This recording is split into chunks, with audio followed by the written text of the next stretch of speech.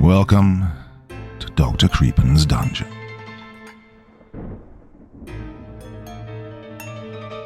Navy SEALs and SAS stories captivate us because they offer a glimpse into the extreme physical and mental toughness required to perform daring, high-stakes missions in hostile environments. These elite warriors embody courage, discipline, and resilience, often facing impossible odds with precision and skill. The intensity of their operations, combined with the secrecy surrounding their missions, taps into our fascination with danger, survival, and the idea of ordinary people achieving extraordinary feats under immense pressure. Their stories thrill us by showcasing the limits of human endurance and the thrilling unpredictability of covert warfare, as we shall see in tonight's two tales of terror. Now, as ever before we begin, a word of caution. Tonight's stories may contain strong language as well as descriptions of violence and horrific imagery. If that sounds like your kind of thing, then let's begin.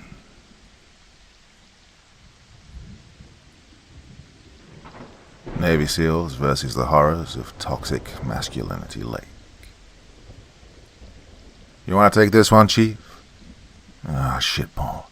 I took the last one. It's your turn now.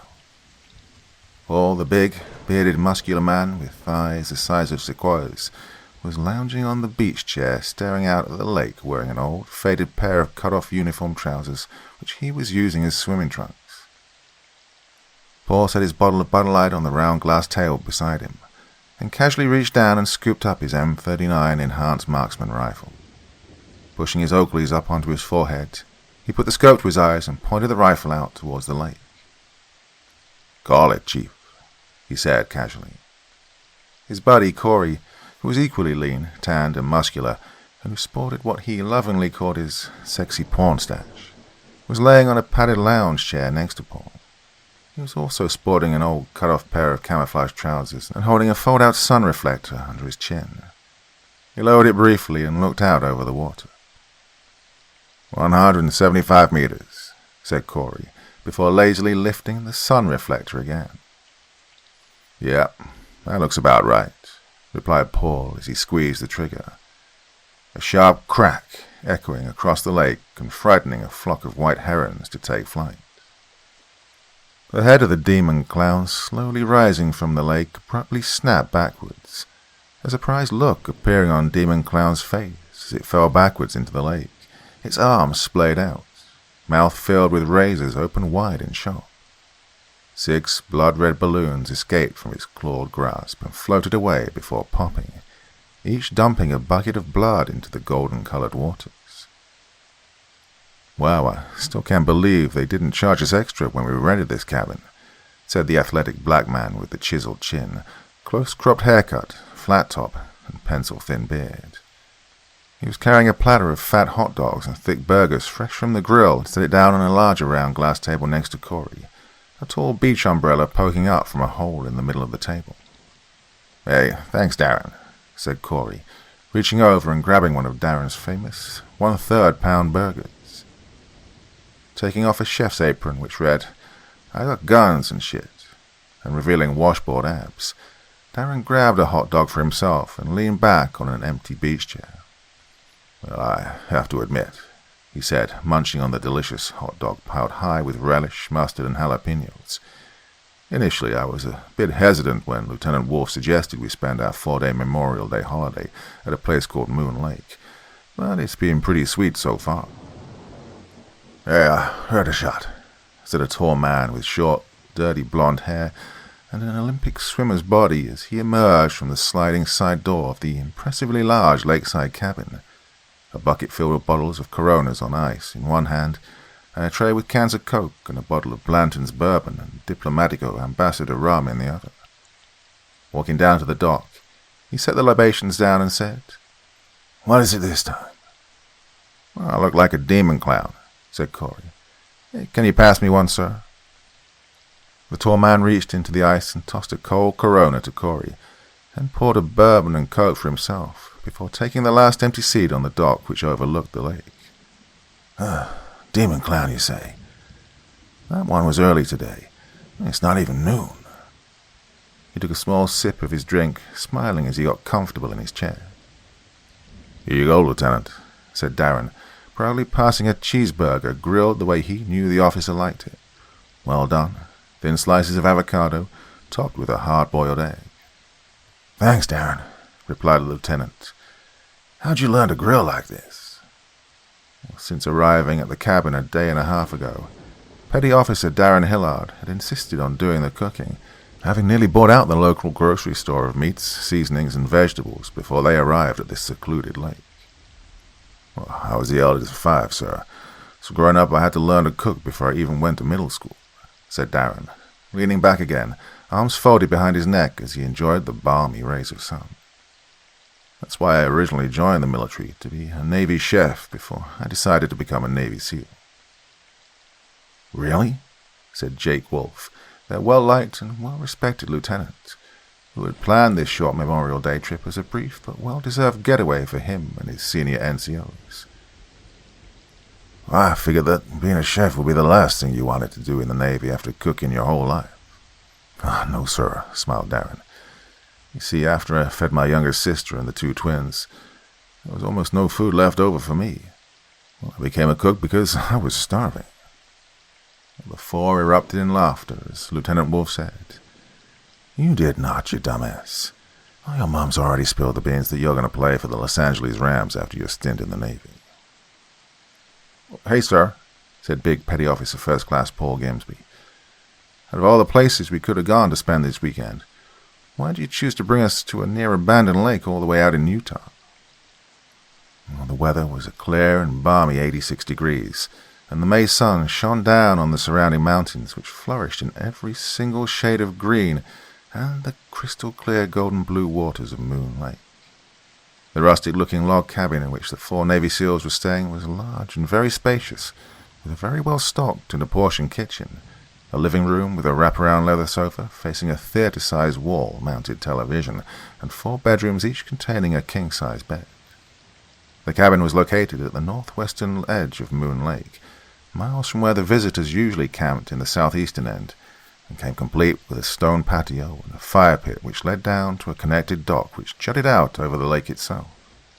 Well, for such a luxurious place, the log cabin could only be accessed once they turned down off the barely paved road and onto a narrow twisting dirt road which led miles into the wilderness. Lieutenant Wolfe leaned back, enjoying the breathtaking view of the wild, unspoiled mountains surrounding the placid lake. "Well," he said, "believe it or not, I practically got this cabin for free. Seems that not too many folks come out here to camp and fish, even during the holidays. Anyway, I figure this will be as good a place as any to blow off some steam after what we'd experienced in Afghanistan and Fiery Cross Reef. I have a feeling the shit's gonna hit the fan again when we get back to Coronado." He took another sip of his bourbon and coke. "Sometimes you just have to get away and find some secluded place where you can sit back and relax with your favorite drink and listen to the sounds of peace and quiet."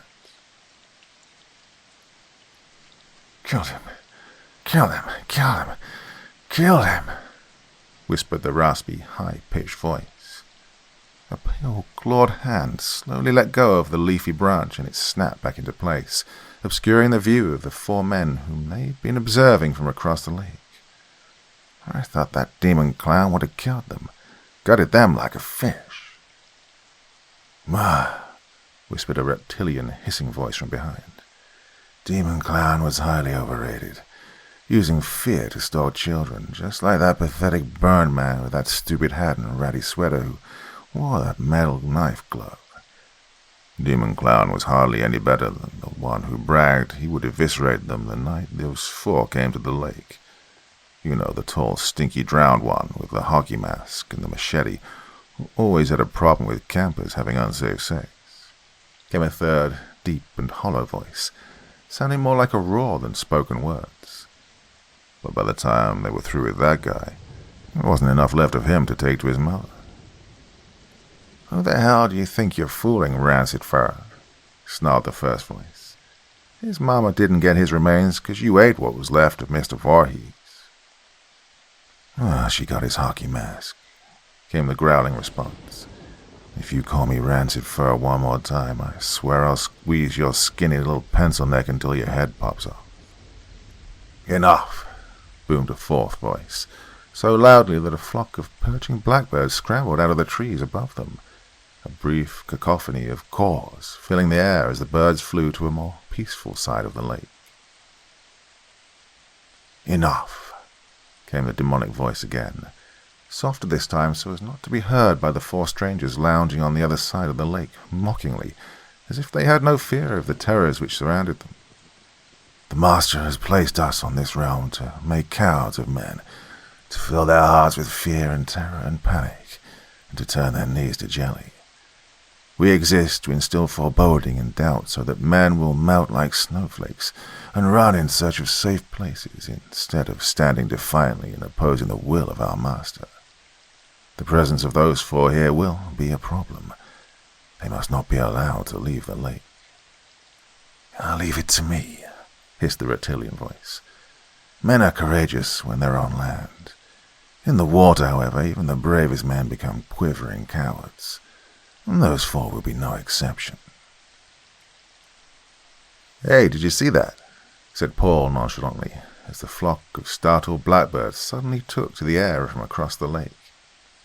"How long do you reckon they've been watching us?" "They've probably been observing us for a while now," answered Jake.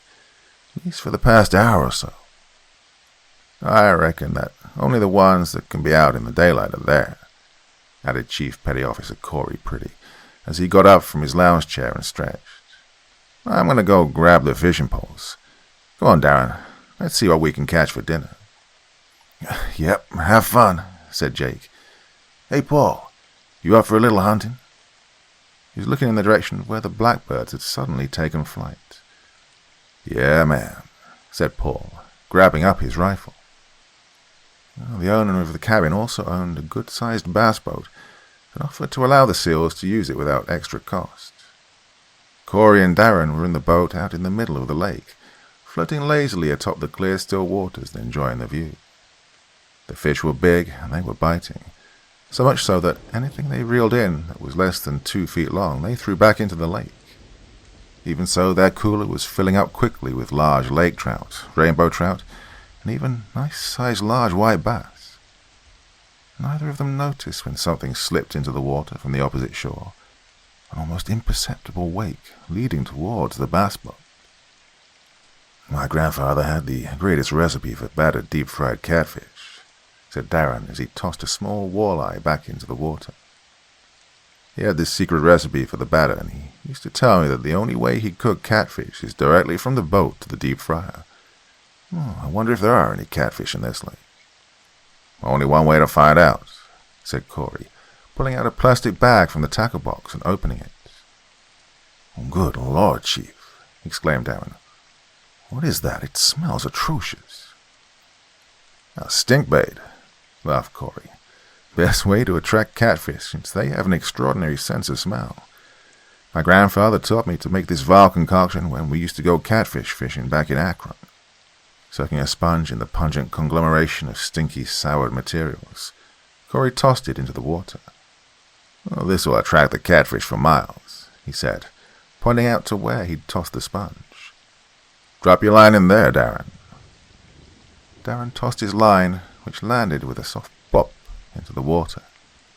He didn't have to wait long until the end of his pole bent and the reel squeezed. "Whoa, got one, Chief. It's a big one." Darren yanked back on his pole, gently easing up on the tension so that the line didn't snap. "Works every time," said Corey, reeling in his own line to replace the bait with crawfish to join Darren in catching the catfish.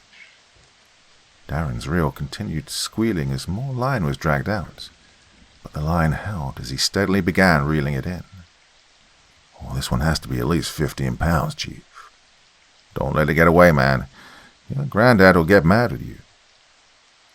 All of a sudden, Darren's pole bent almost in half, as if something even bigger had taken a bite out of his catch. The pole then straightened, the struggling of the catch suddenly stopping. Darren reeled in the line and held it up. Sure enough, it was a channel catfish, easily in the 20-pound range, had it all been there.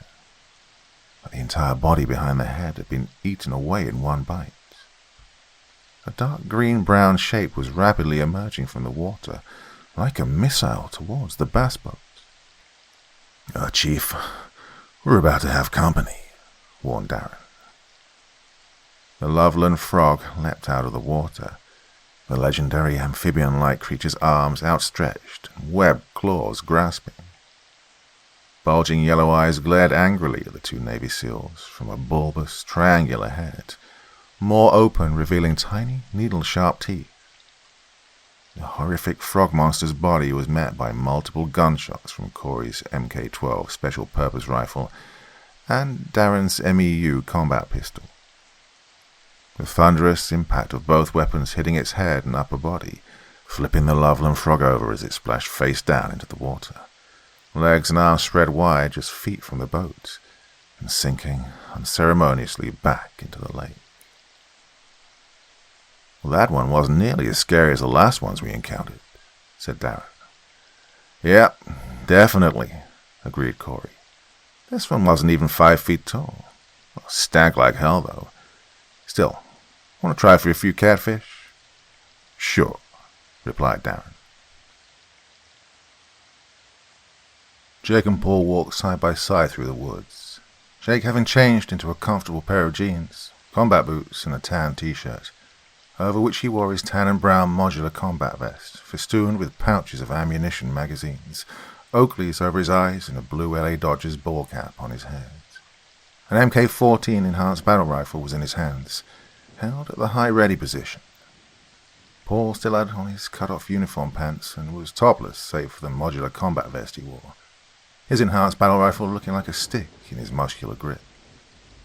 Both had Sig Sauer combat pistols on thigh holsters strapped to their right leg.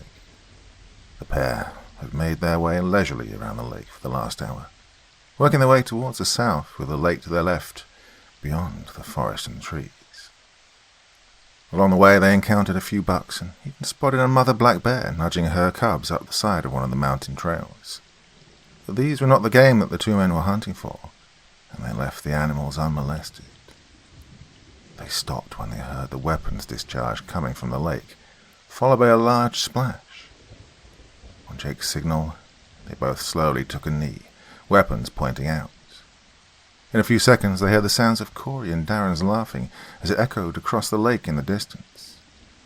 Jake slowly stood again and turned to Paul, who simply shrugged. They continued on for a few more minutes before they both stopped in unison and once again took a knee. The peaceful and cheerful sounds of nature bathing under a warm, late spring sun went completely silent, the place with the putrid smell of rot and decay suddenly filling the air. The trees were reasonably spaced out, and the two SEALs were kneeling at the edge of a shallow clearing. "I got movement, sir," whispered Paul. 75 meters to your 5 o'clock. They were kneeling back to back, covering each other's six, when Jake looked over his shoulder, keeping his weapon pointed straight ahead.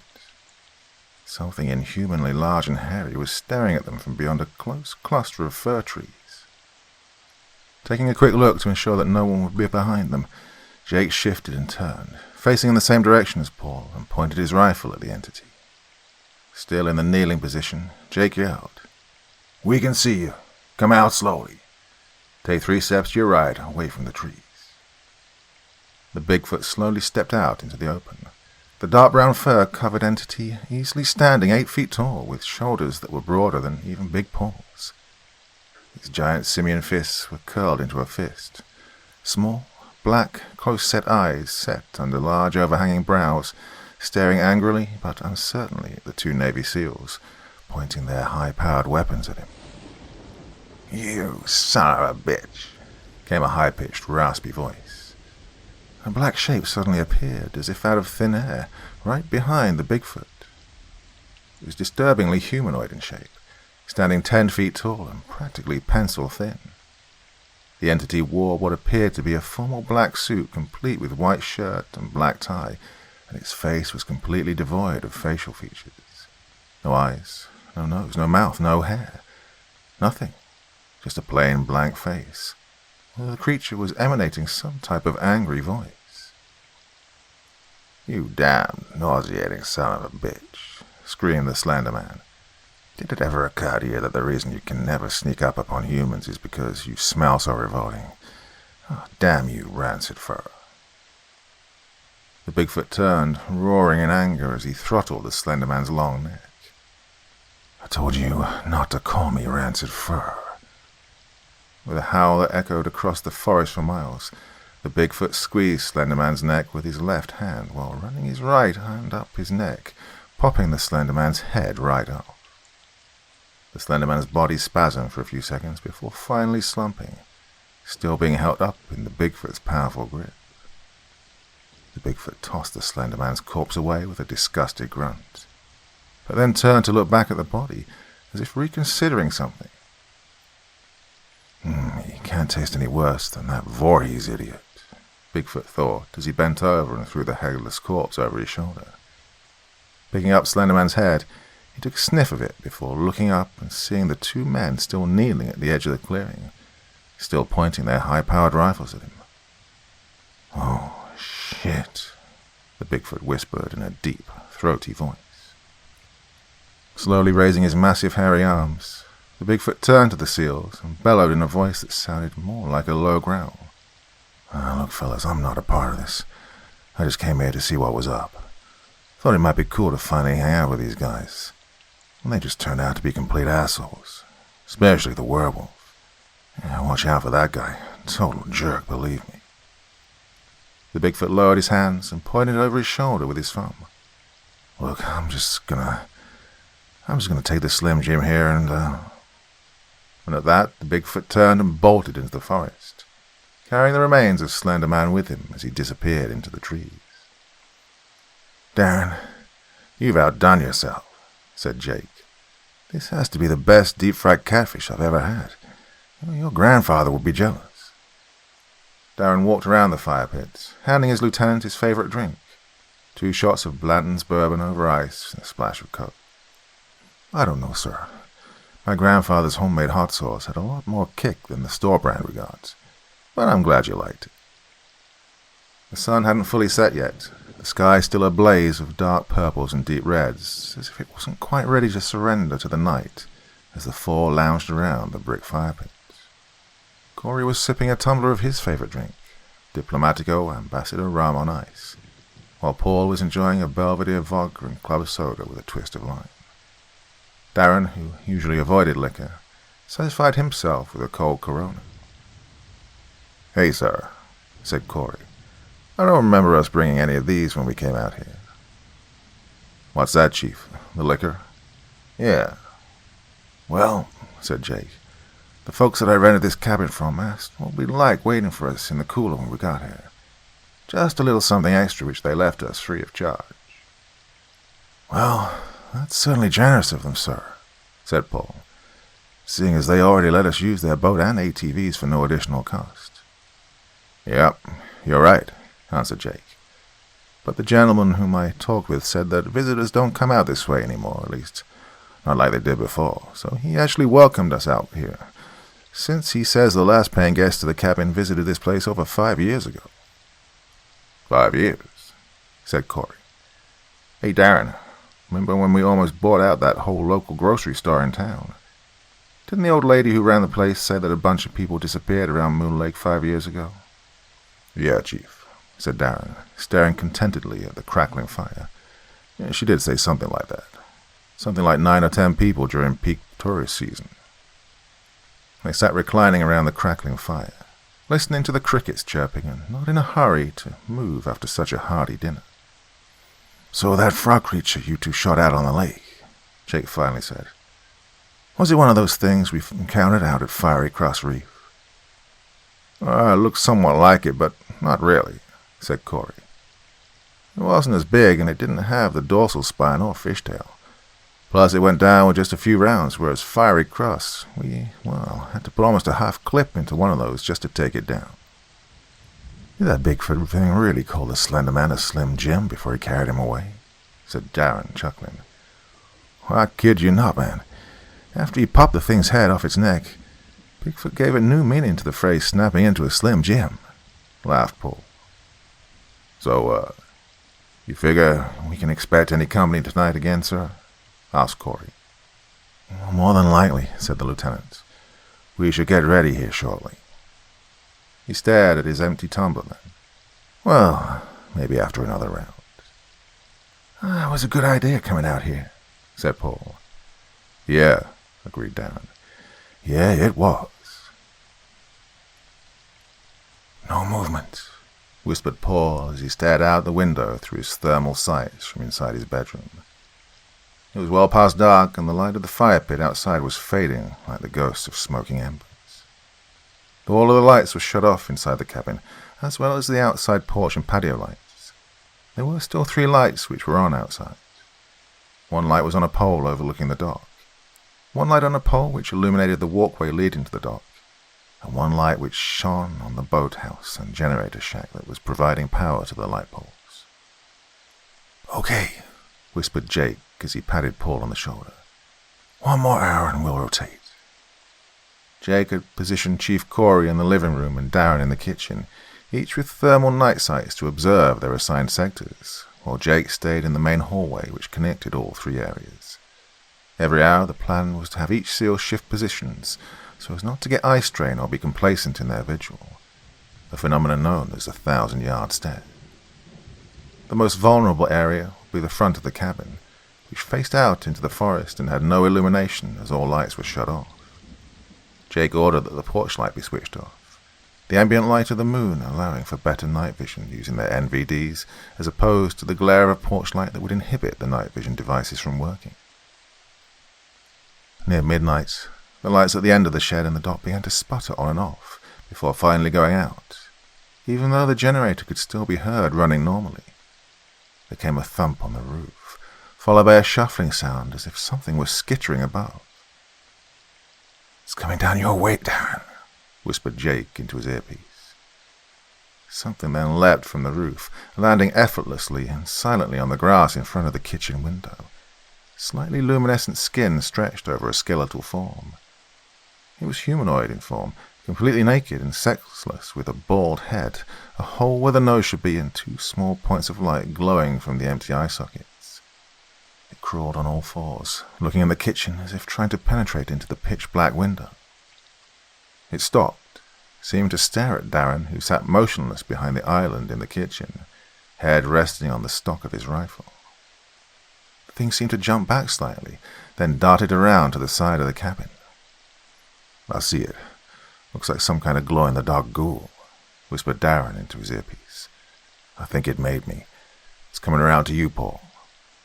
"Yep, I see it," said Paul from his bedroom, using his sturdy nightstand as the platform to rest his rifle on.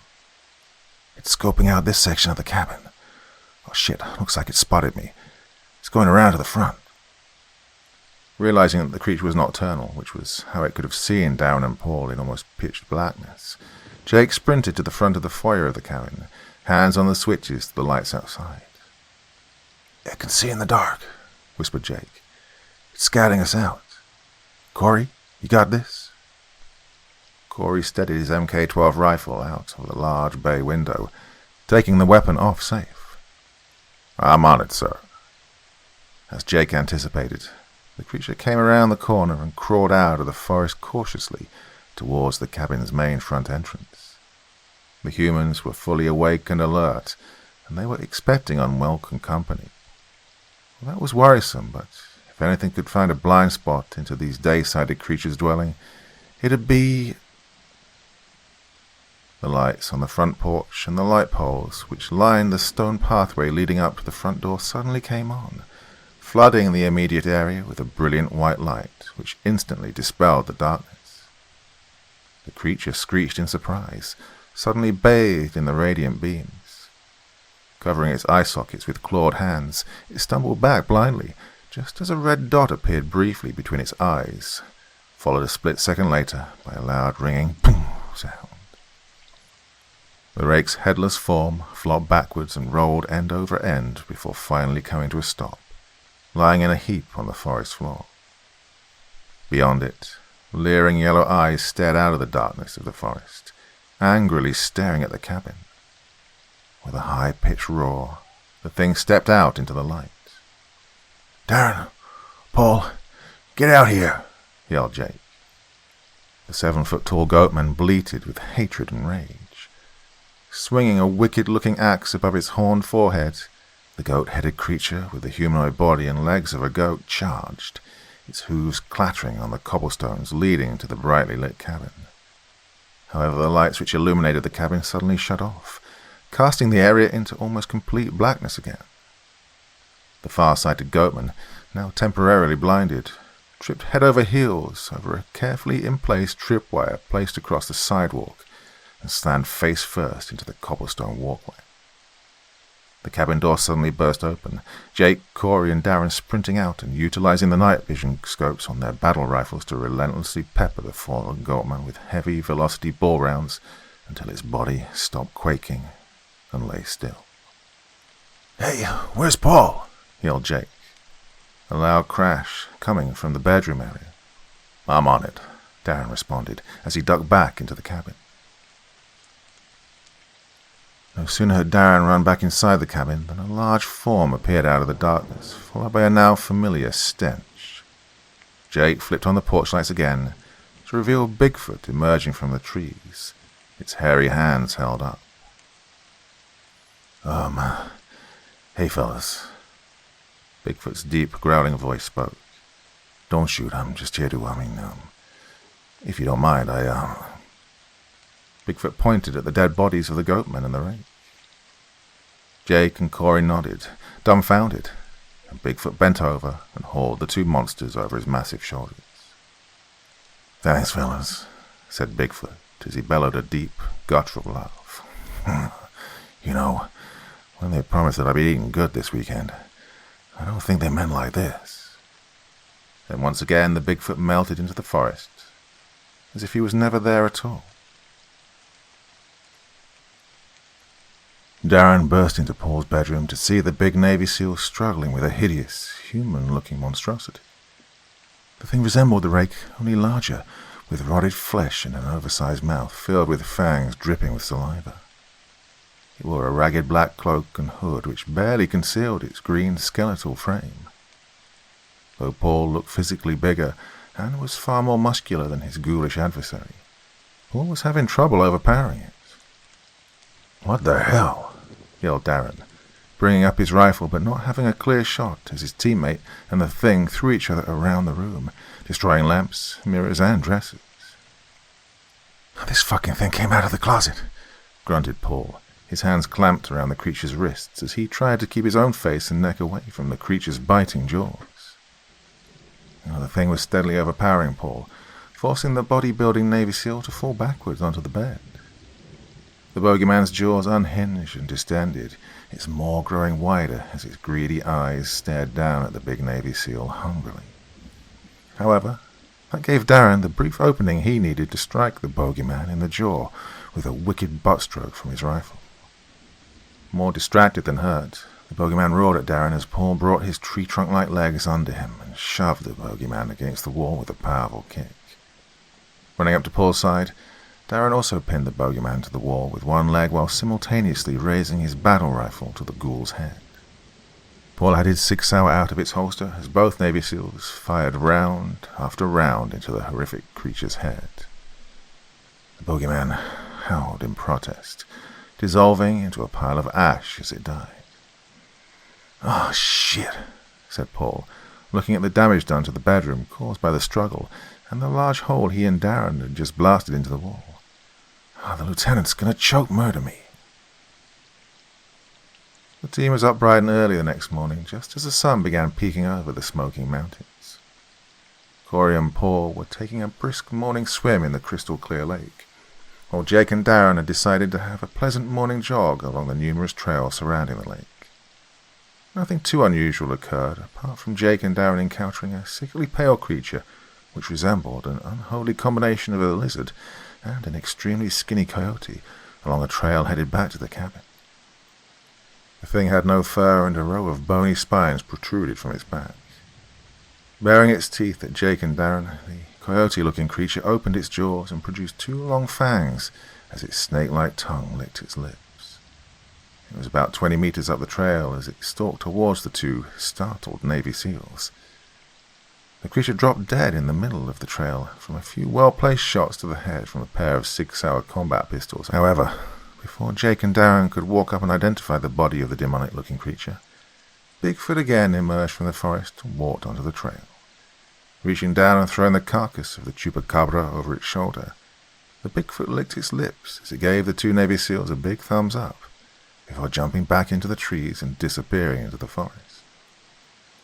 As for Corey and Paul, again nothing too unusual occurred during their morning swim, taking 4 laps across the lake and back. Well, other than, curiously, Corey had swum the entire 2-mile distance completely underwater without surfacing once. He discovered that he could swim farther and faster underwater without any fatigue and without the use of any breathing apparatus ever since the team's last mission at Fiery Cross Reef. This was something he'd have to check into later on, but for now his orders had been to unwind and relax, and with this being the last day out on the lake before the team headed back to Coronado, Corey meant to make the most of it.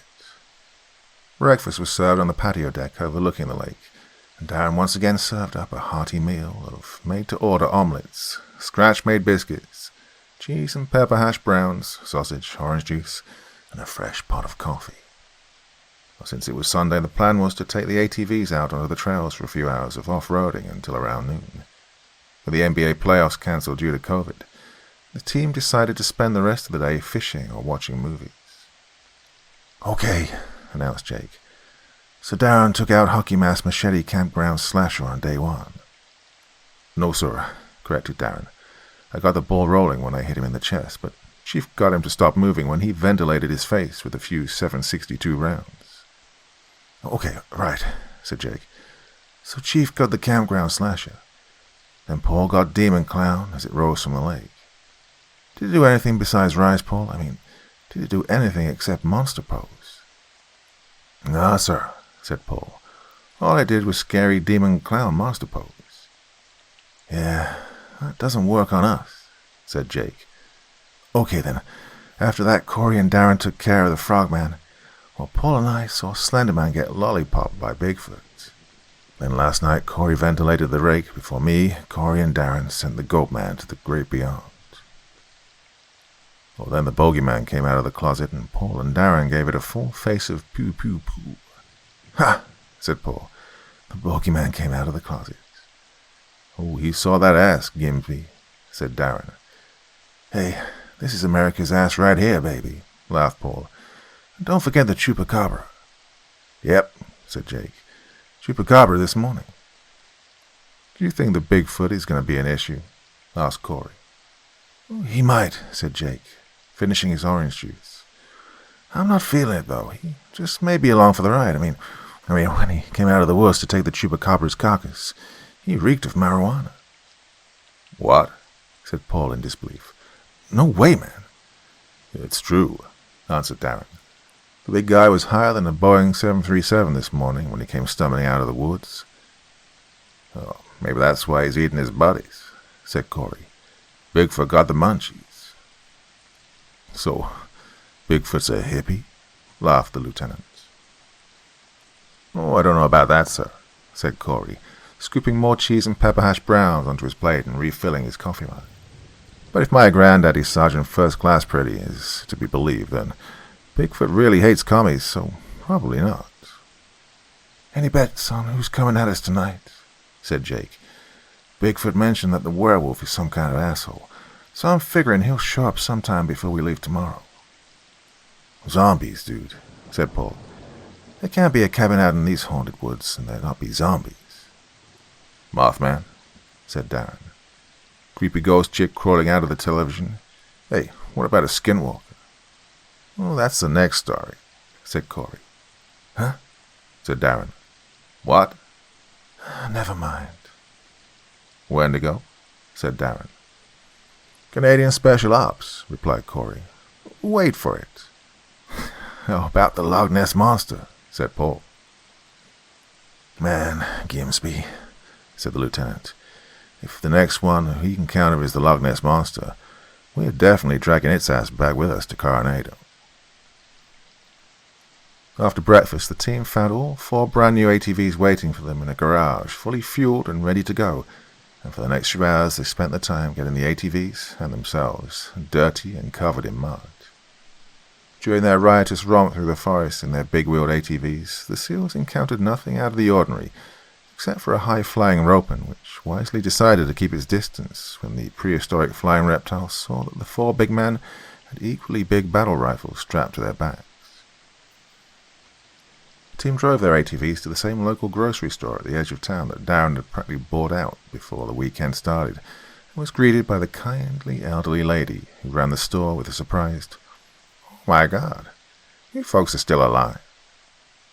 After telling the disbelieving old lady what a wonderful time they were having up at the cabin, Darren proceeded to buy the store out of their supply of tostada chips and ingredients for a variety of dipping sauces, while the chief and the lieutenant picked up the beer for their last night at the cabin, and Paul stocked up on the ammo.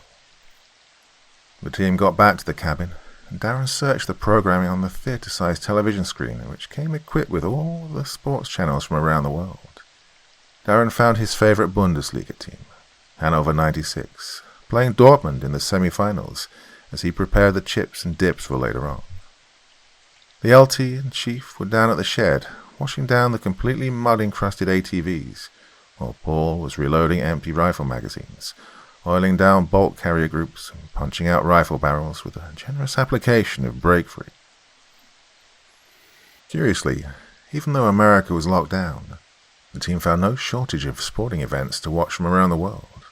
Rugby tournaments in London, cycling in France, ice hockey in Switzerland, World Championship Taekwondo in Denmark, and even the World Cup of Billiards in Vietnam. The team finally settled on soccer, and, in truth, though the NBA and almost all professional sports in America was cancelled due to the COVID lockdown, the SEALs seemed to enjoy the German Bundesliga soccer matches where the stadiums were still filled with cheering fans. The leisurely afternoon passed, which Darren and Corey capped off with some late afternoon fishing from the dock, while Jake and Paul each decided to catch a nap. Dinner consisted of hearty cold-cut sandwiches and fresh fish, as the team packed for the trip back to their base in Coronado the next morning. An episode of American Ninja Warriors now playing on the television, which no one seemed to be watching. It was all well after midnight, when there came a clattering at the front door, along with the sound of females' panicked screaming, accompanied by desperate pounding at the door. Paul, who was camped out on the couch in the living room since his room was trashed the night before, was still up and watching reruns of The Golden Girls. He raced to the door and flung it open, battle rifle up and ready. 4 attractive college-aged females stood shivering outside, all dressed in micro-short cut-off shorts and cut-off tops, and all wearing expressions of terror on their faces. As soon as the door opened, the girl closest to it, the tanned one with long, wavy blonde hair, full lips and light blue eyes, cut-off blue jeans and wearing a cut-off white t-shirt which barely contained her ample breasts, said, "Oh, thank God, thank God, thank God." "Please," said another girl behind her with an Irish accent, this one a busty, fiery redhead with green eyes, with cut-off shorts and a pink halter top. "We're trying to find our campsite when our van broke down. We tried finding our campsite in the dark, but oh my God." "There's something out there," said another girl, a light-skinned black girl with long, silky brown hair and hoop earrings. "There's something in the dark." "Chased us across the road," said the first girl. "Thank God we saw your light. Please, we don't know what it is, but it's right behind us." "Please, sir," said the Asian girl with long, wavy black hair which seemed to reach down to curl around and lovingly caress her breasts. She stared and gulped at the massive rifle that Paul held across his equally massive chest. "May we come in? We're frightened." Paul stepped back, looking out into the blackness behind the 4 lovely young females. Yeah, sure." Corey, Jake, and Darren suddenly appeared from their bedrooms, battle rifles gripped in their hands, as they leapt over the couch and ran towards the front door. "No, wait," yelled Corey. "Oh, shit," exclaimed Jake. As soon as the blonde girl entered the door, she leapt upon Paul, the slender young woman surprising the muscular Navy SEAL with her almost inhuman strength. As he toppled backwards into the cabin, the three other girls swiftly charged in behind, hideous shrieks emanating from their throats. The force of the blonde girl's lunge flipped the surprised Navy SEAL over, to the point where once they'd somersaulted and landed on the ground, Big Paul inadvertently finding himself straddling the girl and looking down at her. "Hey!" yelped Paul in embarrassment. "Where did your clothes go?"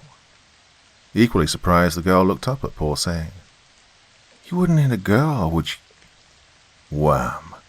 Paul's fist slammed down on the blonde girl's face, even as she began to change into a horrific, fanged creature. "Oh, are you assigning gender traits now?" Paul jumped back as a pale, clawed talon reached up to swipe at him. Grabbing up the battle rifle he dropped, Paul raised it quickly and began firing. By now, the three other girls had entered the cabin and completed the change into their true forms as their skin turned pale. Arms and legs extended into bony appendages, which ended in talons as leathery, bat-like wings extended from under their arms. Once luxurious long hair turned into an unkempt nest of shaggy black hair, and their faces had become a nightmarish amalgamation of a human and a bat. Their noses fat and flat, eyes black, ears long and spiked, and mouths wide and filled with needle fangs. They were naked, covered in coarse fur, and their legs were inverted like those of a bat, and they swooped down upon the startled Navy SEAL's talons outstretched and maws salivating with anticipation of the coming blood feast. Darren was at the rear, and had a split second to raise his rifle and quick snap around into the vampire which was diving on the lieutenant, missing the back of his head by a foot. The high-velocity .762 round zipped past the lieutenant's ear and slammed face first into the vampire, causing it to tumble mid-air and backwards into the vampire behind. Ignoring the close call, Jake lifted his rifle and pointed it at the vampire which had descended on Corey. Somehow, despite all of its inhuman strength, Corey had the vampire by the throat, having caught it in mid-air and was holding it at arm's length, both Corey and the vampire looking at each other in shock at how this was happening. Corey had shown some very peculiar abilities ever since the Fiery Cross mission, but the lieutenant dismissed his feat of strength to a case of heightened adrenaline. "Chief!" yelled Jake, nodding his head to the television monitor. "Right," responded Corey, throwing the vampire into the large theater screen. Sparks and electricity jolted the surprised vampire as it slammed face first into the screen. The creature spun around, taking on the naked form of the Asian girl, and pleaded, "Oh, you wouldn't." "You tried that one already," said Jake as he and Corey continued unloading on the vampire. The rate of high-velocity bullets it was absorbing faster than its body could regenerate itself. Now, completely pressed against the ruined television, the vampire threw up its arms and, in a shriek of disbelief, burst into a pillar of flames. Darren had retreated to the kitchen with the vampire he shot chasing after him, while the two other vampires had Paul cornered at the door. Corey snapped off 3 rounds at one of the vampires and yelled, "Paul and I will take these 2, sir. Go help Darren." Jake saw the vampire leaping into the kitchen and snapped off 2 quick shots which blew holes in the wall behind the bloodsucker. Cursing, Jake leaped over the coffee table and ran towards the kitchen while Corey snapped off 2 more rounds at the vampires threatening Paul. Jake burst into the kitchen then, surprised to see the vampire lying on the ground and choking next to an overturned stainless steel bowl. The vampire was covered in seasoning. The damn thing knocked over my secret recipe of garlic and herb seasoning I was going to use to make garlic bread and garlic chicken, yelled Darren as he fired his rifle into the creature's face. "Oh, motherfucker, that was going to be our breakfast." The lieutenant joined Darren in blasting round after round in the vampire until it too, unable to regenerate as quickly as it was receiving its wounds, burst into flames. Paul was out of ammo and was having difficulty either reloading his rifle or grabbing his sidearm as he fended off the other 2 vampires. In a move reminiscent of how Big Paul Gimsby shoulder-tackled an obstruction of filing cabinets and desks out of the way at Fiery Cross Reef, Corey's shoulder tackled the two vampires just as they were about to lunge at Paul, his surprising momentum knocking them off balance and slamming the two vampires together on the opposite wall with a calamitous thud. "Get clear, Chief," yelled Paul as he raised his now reloaded battle rifle and began punching round after round into each vampire. Gaining his feet with rifle in hand, Corey quickly joined in. Having learned that the only way to kill these vampires was to fatally injure them faster than they could heal, Corey flicked the selector lever on his MK-12 battle rifle to burst and emptied his magazine into one vampire before it burst into flames. Paul's heavier-hitting 7.62 quickly produced the same results to the last hapless vampire, and it rejoined its compatriot in an impressive, spontaneous combustion. "Dude," said Corey, "why did you invite them in? Everybody knows that vampires can't enter the house unless you invite them in." "How was I supposed to know they were vampires, Chief?" said Paul. "If a bunch of females dressed like sorority school strippers come knocking on your cabin door way out here in the middle of nowhere after midnight, they're vampires." Yeah, good to know, Chief," replied Paul. "I'll remember that for next time." "Oh, shit," yelled Corey suddenly, seeing that the flames were spreading uncontrollably. "Hey, LT, we have a problem here." Darren and Jake ran out of the kitchen. "Go grab your gear and shit," ordered Jake.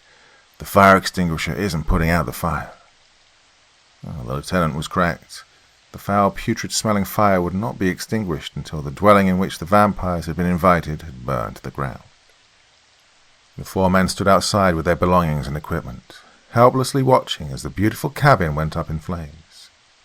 Behind them, the driveway lit up from the headlights of a car as an immaculately restored red and white 56 Chevy Bel Air pulled to a stop, an elderly gentleman climbing out of the driver's side, a look of shock on his face.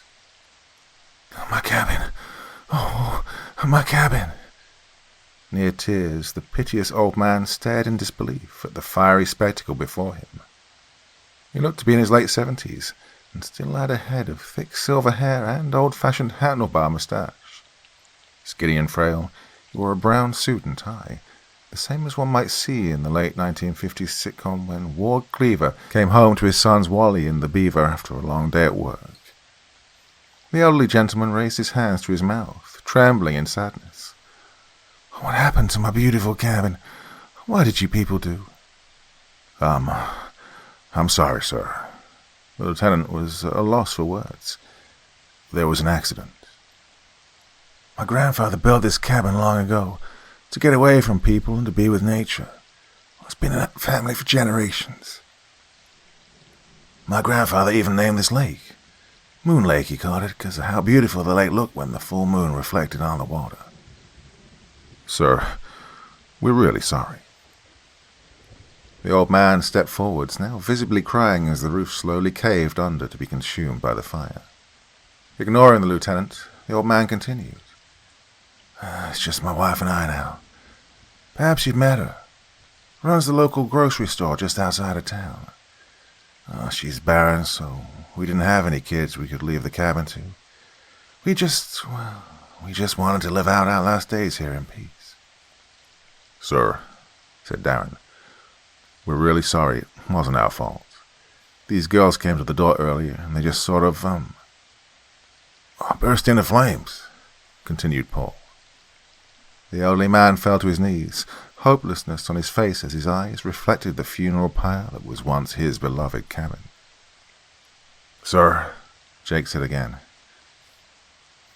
"did you have insurance? We'll be happy to help you rebuild." The old man looked up at the Navy lieutenant, his eyes now filled with the reflection of the fire. "Rebuild?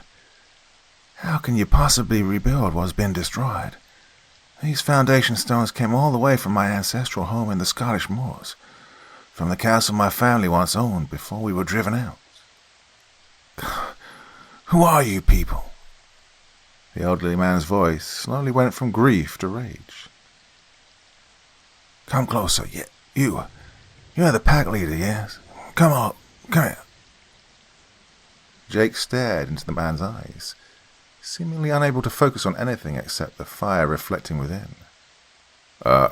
Sir?" said Corey. Jake took a step closer, his eyes transfixed on those fiery eyes. His mind blanked to all else, even as the old man smiled and licked his teeth. Yeah. Come closer. The hypnotically soothing voice was in his head as Jake took another step. Sir, what are you doing? Said Chief Pretty again, his voice raised in concern. You will be my son. You will be the new pack leader. The old man began to rise to his feet, changing form as he did so. Yes, father, Jake heard himself mumble as he reached out to the werewolf. He was knocked to the ground as Corey tackled him, Darren and Paul unloading on the 8-foot-tall, silver-maned horror that now resembled more wolf than man. Shit, what happened? Jake rolled over, rubbing his chin after his face had hit the ground. Corey rolled over, taking one knee, and raised his rifle. Just shoot, sir. You can thank me later. The werewolf raised his arms protectively across its head as dozens of rounds impacted into his body. He was old, and the centuries it had lived through had caught up to the aged hunter. Had he been younger, he might have been able to have leapt forwards towards these men before they could shoot with those powerful weapons which he'd never encountered in his long, violent life. A twinge of panic rose in the werewolf as he realized that he was taking too much damage to retreat even if he wanted to. The panic turned to rage and then horror when the reality struck him that the rapid-fire wounds he was receiving were far outpacing his ability to heal himself. Growled the werewolf, clutching at his chest, vainly attempting to stop the blood from gushing like a fountain out of the brutal wounds it had suffered. Do you know fear? Do you not know fear? Do you not quake in terror at those things which haunt the night? What are you that you do not suffer the fear which gives our kind the power and dominion over your souls? Oh, we survived Ramadi and Fallujah, said Lieutenant Wolf, his voice a deep growl. And Kabul, sir, said Paul. Don't forget Kabul. Oh, yeah, added the lieutenant. And Kabul. Well, like Gimsby said, we survived Kabul and the Karangal Valley. Oh, I don't think I was with the team when you guys went into the Karangal, said Paul. Really? Said Jake. I could have sworn that you were there. Well, you weren't with us when we encountered that thing in the caves? Silence, damn you. Silence.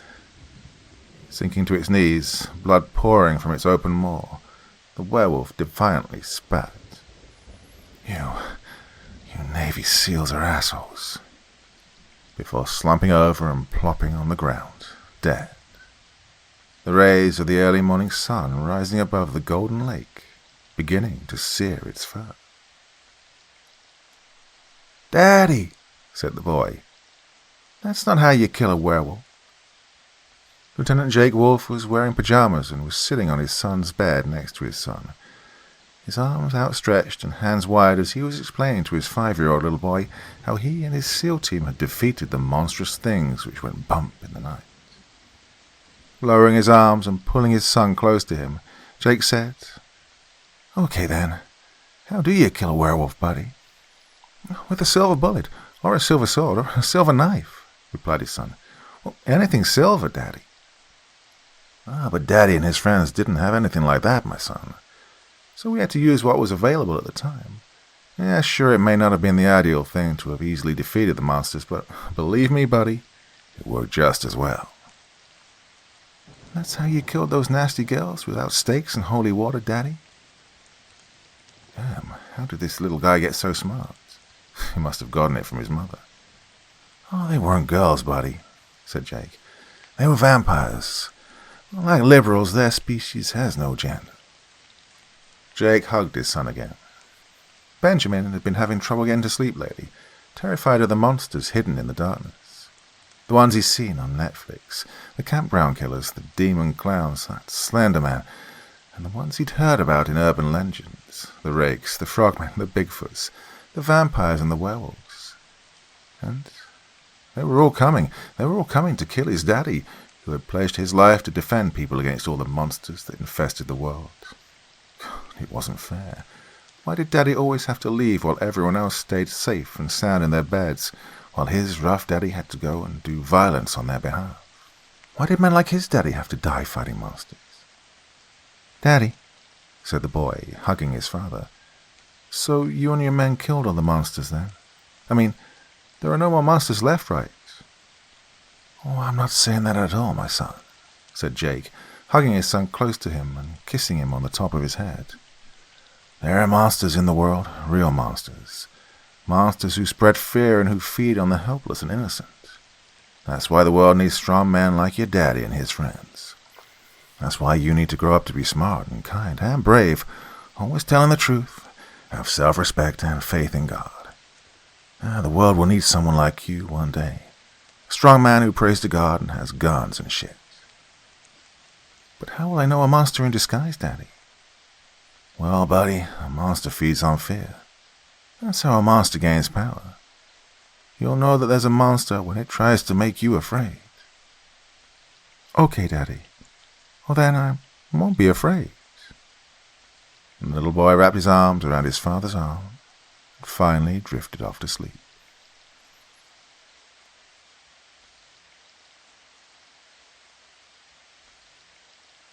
The British SAS found something in the fog. Part 1. 0500 hours, somewhere in the North Atlantic.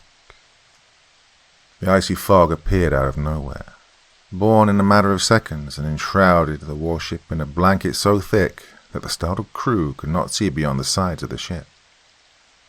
Still, it wasn't the suffocating fog which set off the warning horns and called to battle stations aboard the destroyer.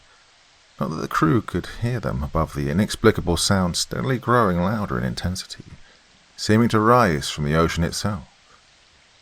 The sonar technician was on her knees, headphones tossed aside, her hands pressed on her ears as she screamed in agony. Yet none of her shipmates could hear her. No one heard her warning that something large was rapidly ascending from the ocean just before she threw off her headphones, as more of her shipmates fell screaming to the deck, blood streaming from eyes squeezed shut and ears pressed closed by shaking hands. None of the unfortunate crew of the warship saw the giant black mass rise from beneath the waves as the intense, throbbing noise became fatal. Whitehall, London, England. "How the bloody hell does a Royal Navy destroyer simply vanish?" roared Admiral Sir Anthony David Radabar, the British Royal Navy's first Sea Lord.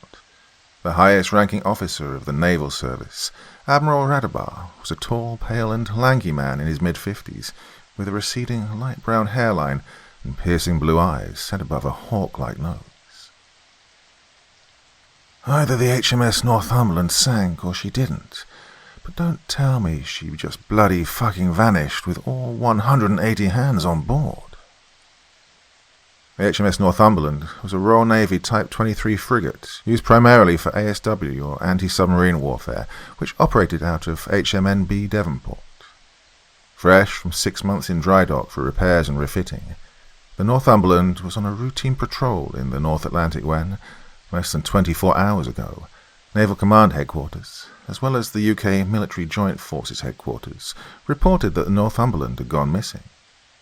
Only 6 hours after the report that all communications had been lost with the frigate, the British Royal Navy, as well as Allied Maritime Command from the NATO Regional Command, began rushing warships and search aircraft to the last known position of the ship.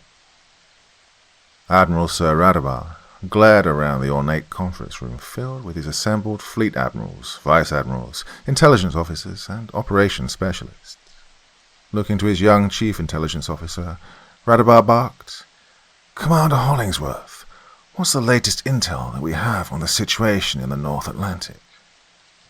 "Sir," said Commander Hollingworth as she stood and cleared her throat, "our latest intel shows that the HMS Northumberland's last position was 46 degrees 39'22 north by 16 degrees 0154 west, approximately 1,000 kilometers southwest of Portsmouth. The carrier HMS Prince of Wales and her escorts have arrived on station as of 10 hours ago and have initiated search and rescue operations. Additionally, Naval ships from Spain, Portugal, and France are also assisting in the search, but as of an hour ago, none of our search assets have recovered any sign of the Northumberland. We are also aware that the Northumberland reported that she had begun picking up sonar contacts with a submarine, suspected to be one of the new Russian Lada-class attack submarines, shortly before it went missing. "Sir," spoke up one of Radabar's fleet admirals, "we know that the Americans have assets in the area. The carrier USS Harry S. Truman and her battle group, for instance, is coming to participate in the annual NATO Joint Forces training scheduled to start next week. Washington hasn't yet called to offer assistance, but I'm sure if we ask—" "The Americans," said Admiral Radabar in complete disgust. "The focus of their new administration now seems to be pleasing the Chinese.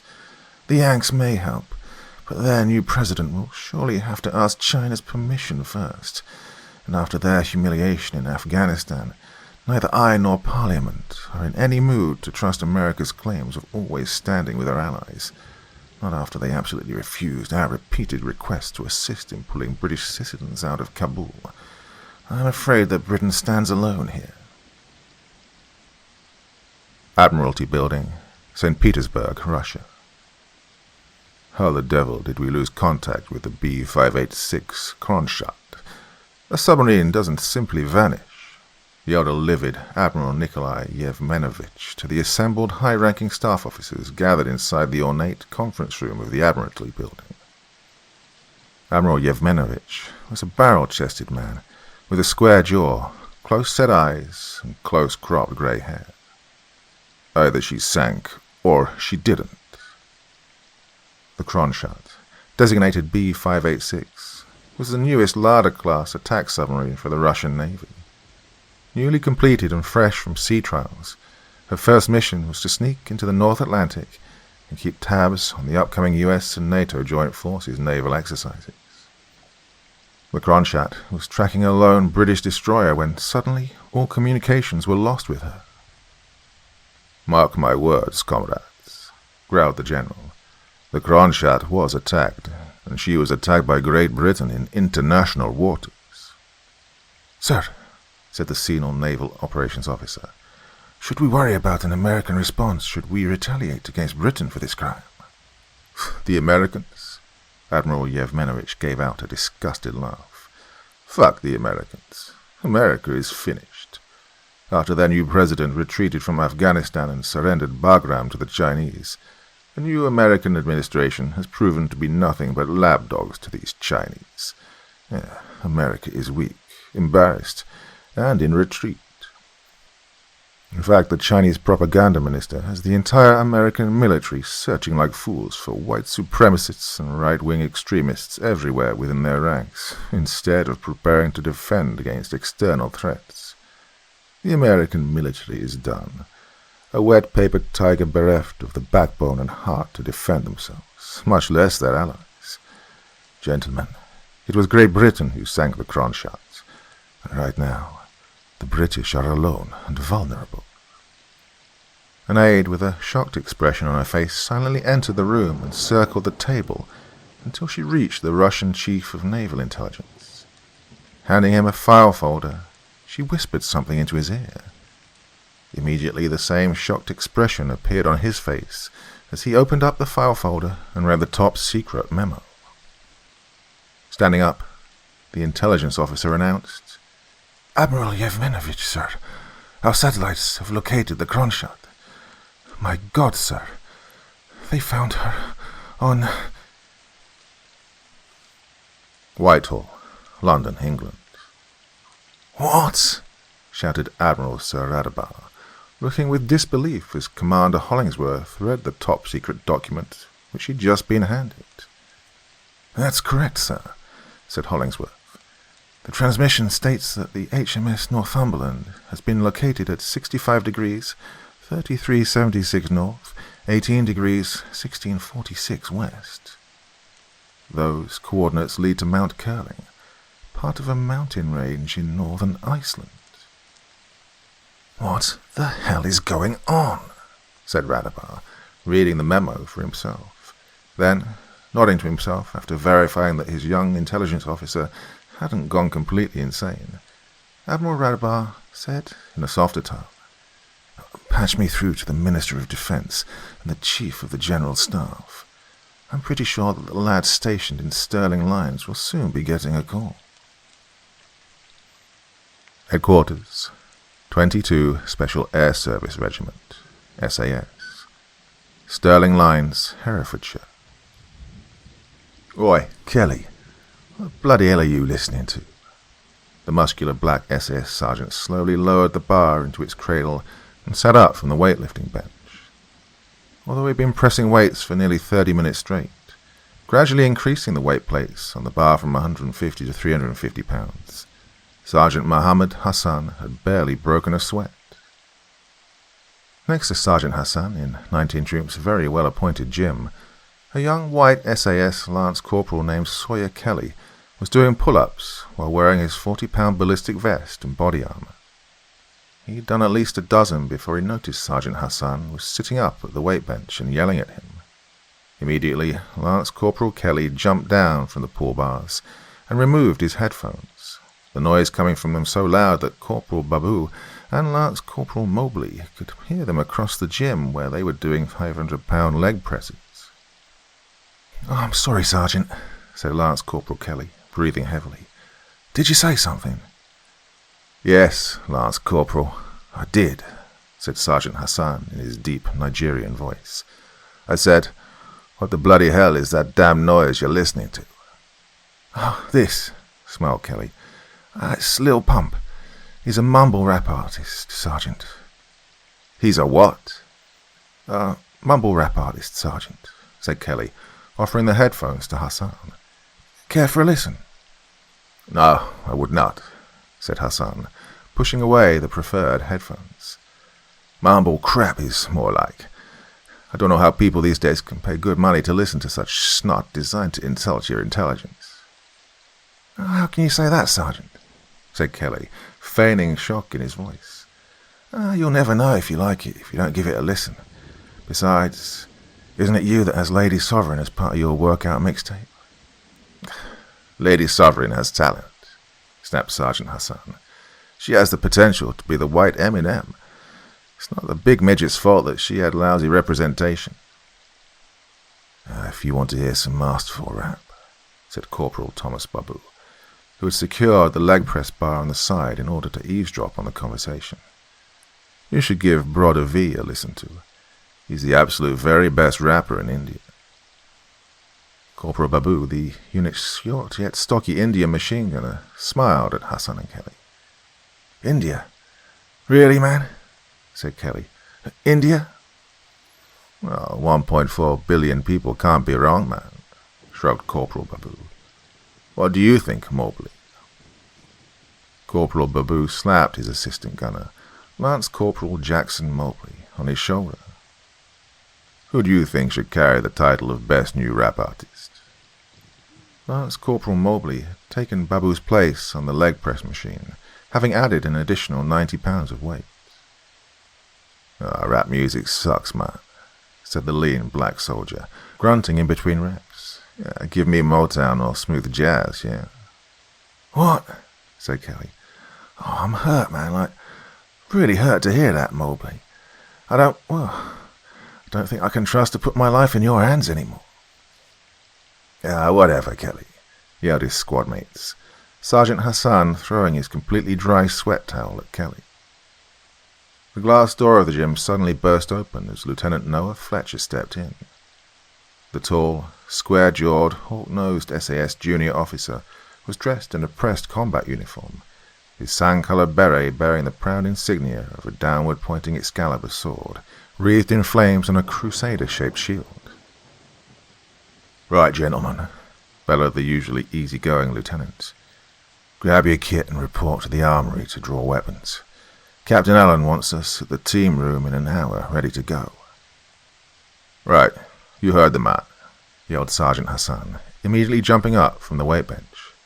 "Let's go." Captain Theo Allen had only left yesterday, having been told by command to take some leave time to spend with his family since he hadn't taken any time off for the past 2 years. This has to be something big for 22 SAS to have called him back on such short notice, thought Sergeant Hassan, as he rushed from the gym, followed by the rest of the soldiers in his squad. Iceland. Though the Nordic island nation of Iceland is itself large, it's the most sparsely populated of the European nations. And even though Iceland is a member of the military NATO alliance, it has no standing army, relying mainly on the few hundred members of their coast guard for national defense. As such, when the utterly impossible events on the rugged peaks of Mount Curling occurred, events which the government in Reykjavik initially believed was being reported by drunken Kremlin officials, until equally drunken British officials contacted them with the same story, it took quite a while for the Icelandic government to assemble the assets needed at Naval Air Station Keflavik to begin an investigation into these unbelievable reports.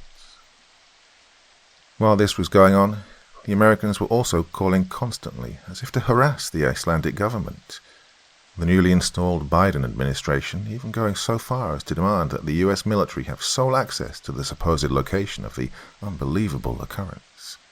However, an alliance with the United States had almost overnight turned into a liability for any nation that believed America's promises of friendship, especially with the new US president's subservient behavior towards China, and Iceland was no exception.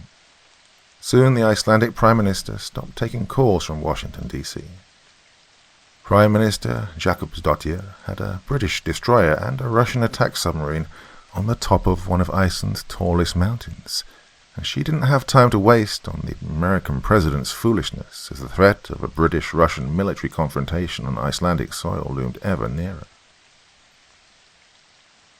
Somewhere over the northeastern coast of Iceland, 30 miles off the shore of the north coast of Iceland, the rear hatch to a civilian airliner opened, and 16 specially trained commandos leapt into the blood-freezing pre-dawn air at 35,000 feet. Utilizing their next-generation special-purpose parachute system, the Special Operations Commandos free fell for 15 seconds before deploying their parachutes at 27,000 feet. At this height, the jumpers faced temperatures of minus 50 degrees Fahrenheit, but the commandos wore polypropylene knit undergarments, as well as other Generation 3 cold weather gear under a windproof shell. In the pre-dawn light, high above the skies of the North Atlantic, the commandos expertly rendezvoused and stacked at 25,000 feet, their master pathfinder, the lowest soldier in the stack, using a sophisticated GPS device to guide the rest of the team as they slowly descended towards the coast of Iceland. Meanwhile, having successfully deployed its deadly cargo, the civilian airliner turned due north and away from the Icelandic airspace. As soundlessly as could be expected, all 16 commandos landed within seconds of each other on an uninhabited, windswept and frozen valley. Quickly gathering up their chutes and harnesses, the commandos quickly and quietly buried all evidence of their arrival deep under the frozen tundra. As his men established a hasty security perimeter, the lean, muscular, and stern-faced master pathfinder took a minute to verify their bearings. Confirming their grid location, he smiled in satisfaction that he had successfully guided them to the drop zone less than a mile from their estimated drop point once again. Though the training for this type of mission had cost them many good men, the unit had earned their reputation as the best, hey-ho, high-altitude, high-opening, airborne regiment in the world. Gathering his squad leaders to him, the commando's commanding officer pointed with a knife hand to the southwest, where the snow-covered foothills of Mount Curling began. Their objective was 4.5 miles away, somewhere on the mountain's rocky crags. Within minutes, the sleds had been assembled and the explosives and heavy weapons securely strapped down. Grabbing up his M4 rifle, the Pathfinder, a captain, motioned his men to begin moving out towards their objective, smirking at how his soldiers proudly wore the combat patch of the U.S. Army's elite 75th Ranger Regiment on both shoulders of their winter camouflage combat uniforms. The foothills, south of Mount Curling. 4 vehicles from Iceland's Crisis Response Unit, the ICRU, the closest thing that Iceland had to a standing army, slowly climbed the treacherous, snow-covered road up Mount Curling towards the site where the impossible had supposedly occurred. Kristin Egilsdottir sat in the back seat of the last white-painted Arctic truck, staring out the window at the barren yet majestic landscape, lost in thought. The heater blew a lock of her golden hair across her face, and she nervously wiped it away from her crystal blue eyes, breathing heavily as she tried to compress the heavy responsibility which the government had suddenly thrust upon her. Kristin worked for Iceland's Nuclear Energy Agency, or rather, she was an assistant to Professor Olafsson. However, her boss was also teaching at Reykjavik University and had been delayed in getting to Naval Air Station Keflavik, where this curious operation was being assembled. With time being of the essence, Kristin and a junior assistant, Gunnar Einarsson, who was a specialist in radiation detection and survey devices, were placed in a helicopter which sped to Akureyri, a town in northern Iceland.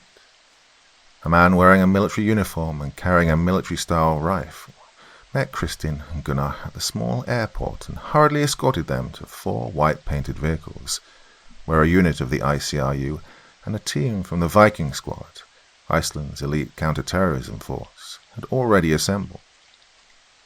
The sight of the dozen uniformed and heavily armed men came as a shock to Kristin, as she had grown up in Iceland.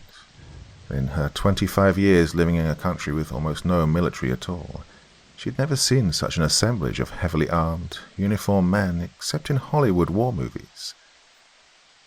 The uniformed man, who introduced himself as Captain Bjornsson of the ICRU, apologized for the abrupt call by the government for them to come here, explaining that Professor Olafsson would be brought up as soon as was possible. But for now, the situation was critical, and Kristin's knowledge of nuclear energy and Gunnar's use of radiation detection equipment would be vital for the coming mission. Kristin's head was still spinning from the rush of events. She'd been fast asleep in her apartment near Reykjavik University when she got the call at 3 a.m. that morning to be at Naval Air Station Keflavik by 7 a.m., prepared to spend several days in the mountains.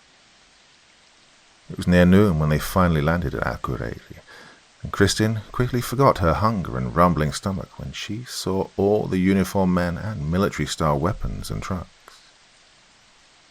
"Captain Bjornsson," asked Kristin, "why are we here?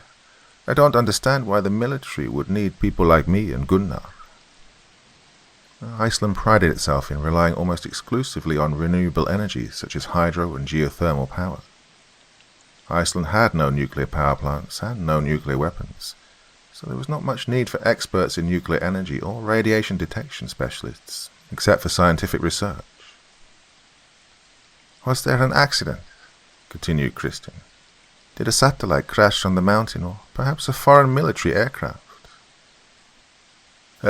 Something like that, Miss Egilsdottir," replied Captain Bjornsson over his shoulder as he led the 2 scientists to their assigned vehicles.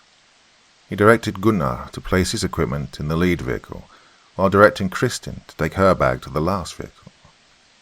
As Gunnar made his way to the Arctic truck at the front of the convoy, Captain Bjornsson turned to Kristin. "Again, miss, I apologize for the rush, but I'm afraid that we are in somewhat of a race. It will be a few hours' drive until we reach our destination. We've packed a meal in your truck for you. Remember, you ought to tell no one what you have seen or what you have done when we get back from where we're going. It will cause unimaginable problems if word got out." "But Captain," persisted Kristin, "I still have no idea what we're looking for. Obviously it has something to do with nuclear energy, otherwise you wouldn't have called for Professor Olafsson and me. I don't know how I can be of help if I have no idea what I'm dealing with." A grim look came over Captain Bjornsson's face. "To tell you the truth, Miss Egilsdottir, neither do I. Nor does anyone else here know what we are dealing with. The report I got was just too incredible to believe. That's why I'll be in the lead vehicle, because I want to see it for myself, assuming that we're the first to get there. That's also why I need Gunnar up front with me. He'll be taking constant radiological readings to ensure that the way forward is safe for us." "And the armed men?" asked Kristin. "Why do we need them?" Insurance, said Captain Bjornsson, watching as the 8 armed men of the Icelandic Crisis Response Unit and the 4 elite anti-terrorist operatives from Viking Squad mounted on the 2 trucks in the middle of the convoy, the ICRU men mounting an MG3 machine gun in the open top of the front transport truck. Insurance in case the way forward is not safe for us. Captain Bjornsson walked away towards the lead vehicle, leaving a bewildered Kristin behind. A chill ran up her spine as she walked towards the last vehicle in the convoy, but it wasn't because of the cold wind which blew up from the south. Kristin climbed into the surprisingly spacious back seat and found that she shared the truck with 2 other young ICRU men, the lower ranking of the 2 being the driver. In minutes, Captain Bjornsson came over the radio, signaling the 4 vehicles to move out of the airport and head southwest towards Mount Curling.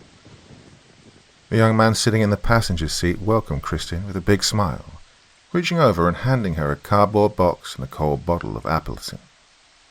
Kristin thanked him, opening the box to find a sandwich made of smoked salmon, Greek yogurt, and very thinly sliced apple between rye bread, along with packs of assorted jams, crackers, and chocolates. Her grumbling stomach reminded her that she hadn't eaten since the night before, and she gratefully munched on the military rations for a few minutes before striking up a conversation with the 2 other occupants. "I'm just as in the dark as you are, ma'am," said the young man in the passenger seat, a corporal who introduced himself as Alvar. "In fact, ma'am," said Private Logie, the driver, "we were sort of hoping that you might be able to shed some light on what we were looking for. Having a nuclear specialist with us lends an air of the ominous to this trip." "I'm afraid I don't have any answers either. And please, call me Kristin." She took a sip of her orange soda. "Your Captain Bjornsson was rather vague when he talked to me about why I was here." That is strange," agreed Alvar. "He's usually far more open and transparent with us. We don't usually wear combat uniforms, much less carry weapons. But this morning he ordered us into uniforms and ordered the armory to be opened and weapons and ammunition passed out.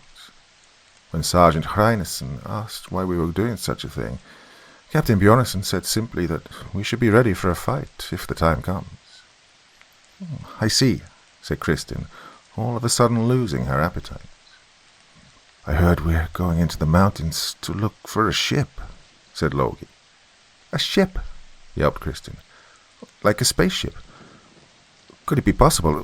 I don't think so." "Maybe," said Logie. "These are crazy times. You heard that the Swedes found the Millennium Falcon at the bottom of the Baltic Sea, right?" "No," answered Kristin. "Well, they found something shaped like the Millennium Falcon at the bottom of the ocean. It wasn't the actual spaceship.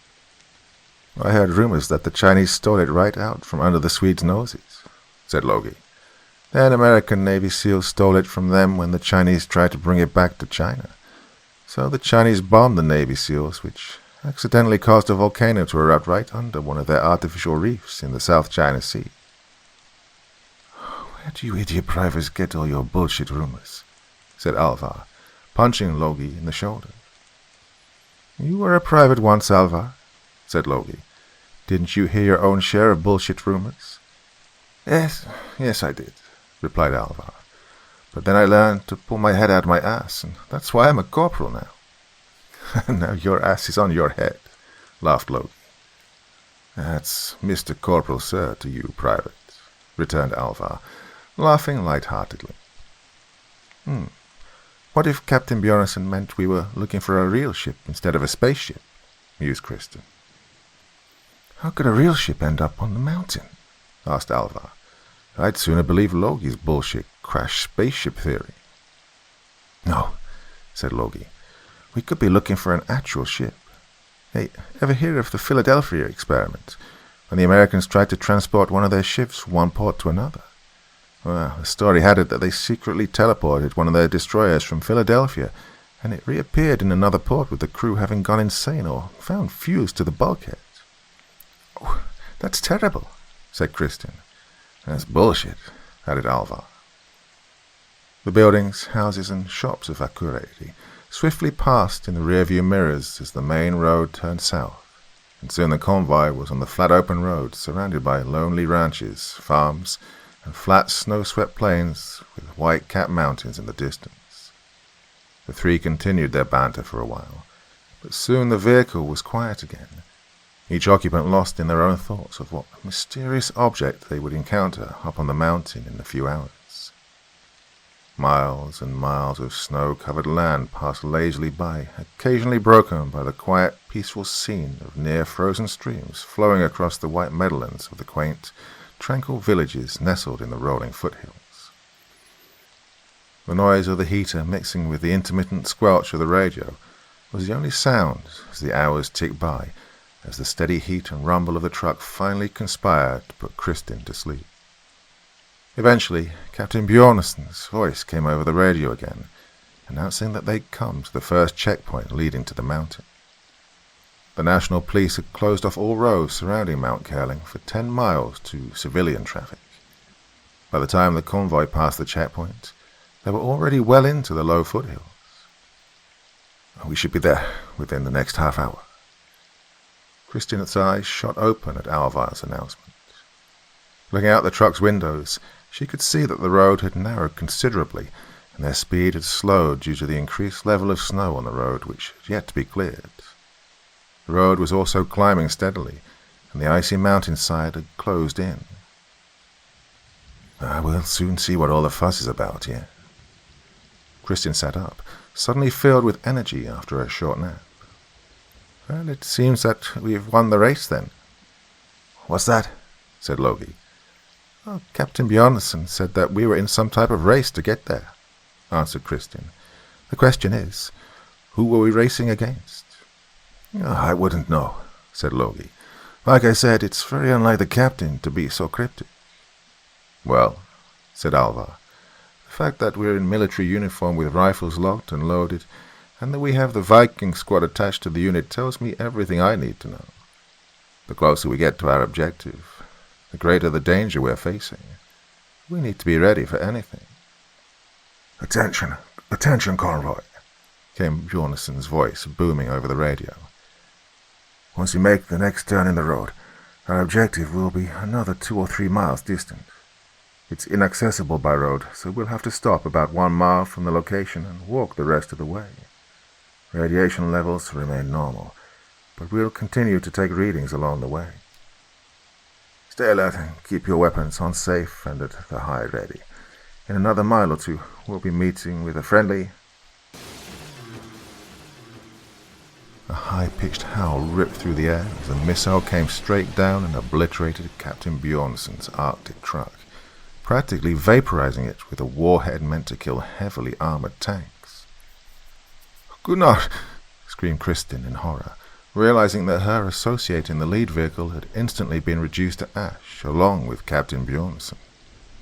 Within a half-second, 2 rockets impacted into the next 2 heavier transport vehicles. Kristin barely had time to register that the rockets had been fired from a short distance away from the elevated ridges to their right before the front of her own Arctic truck crumpled from an explosion which tossed it into the air. Alvar's warning was cut off abruptly as Kristin's door was blown open and she found herself sailing through the air.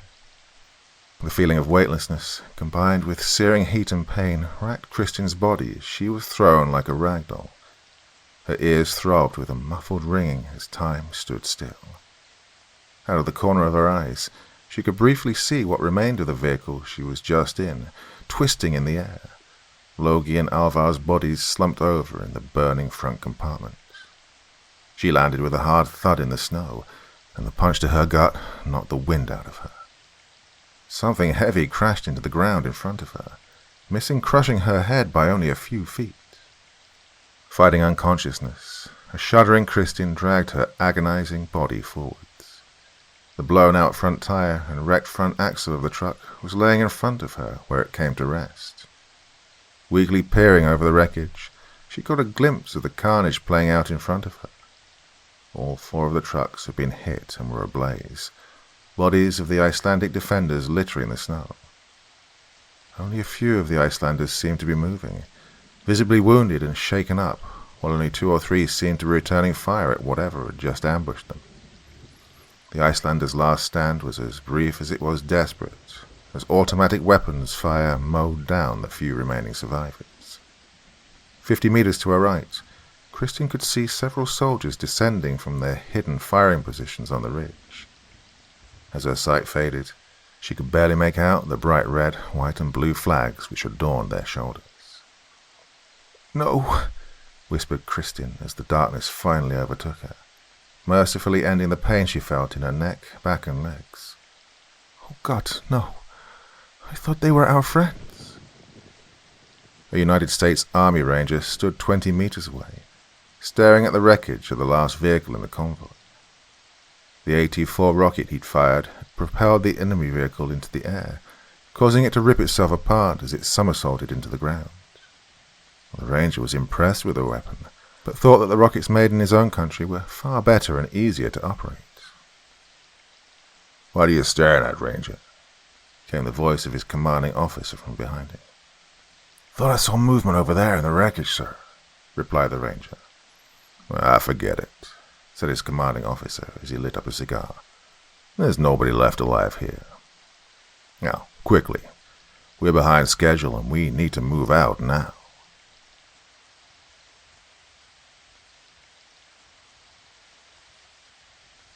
Part 2. "Doc, get over here. We've got a survivor." Staff Sergeant Jacob Kanumba frantically began wiping snow off the body of the pale young lady he discovered lying in the snow behind the burning wheel and axle, looking for any obvious wounds and injuries. "What you got, Jake?"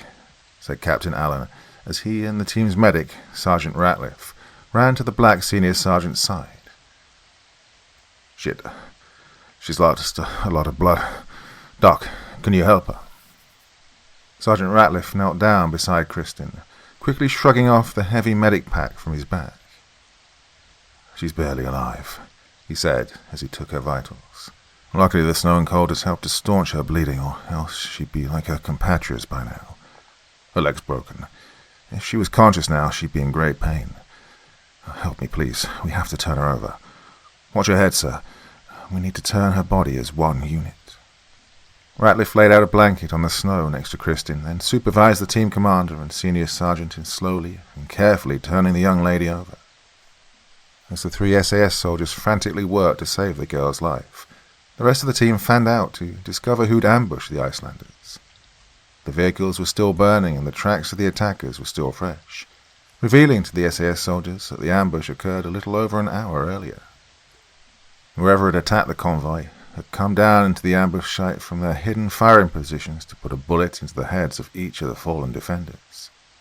By the number of tracks in the snow, there looked to have been at least a dozen attackers, maybe more.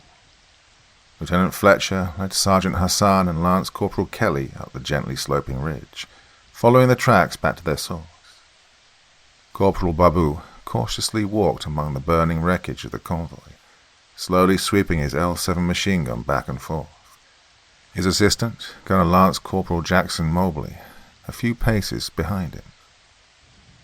Bodies of the Icelandic defenders were scattered across the ground. By the looks of things, the Icelanders stood little chance against the firepower used against them, which, in truth, looked to be a case of extreme overkill. Still, it appeared that at least 2 members of their Viking squad and a member of their ICRU put up a brief defense before being cut down by small arms fire. A weak scream suddenly pierced the air, and they stopped and looked back at where the medic was located. It's okay, Mom," said Sergeant Kanumba, as the girl suddenly came to, eyes wide with pain and fear. "We're here to help. You're safe now." The girl's breathing intensified, as her eyes darted back and forth between the deadly intimidating soldiers crouched down around her. Slowly the feeling began to return, as she let out an agonized howl of pain. "She's going into shock, Ratliff," said Captain Allen. Ratliff had just finished applying pressure bandages to her most serious wounds and was beginning to start an IV when the girl had regained consciousness.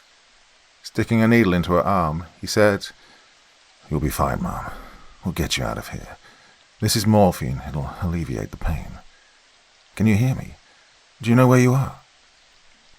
Christine's breathing slowed as the drug slowly relaxed her. Looking around in confusion, she still felt a tinge of panic. The soldiers weren't speaking Icelandic. They were speaking English.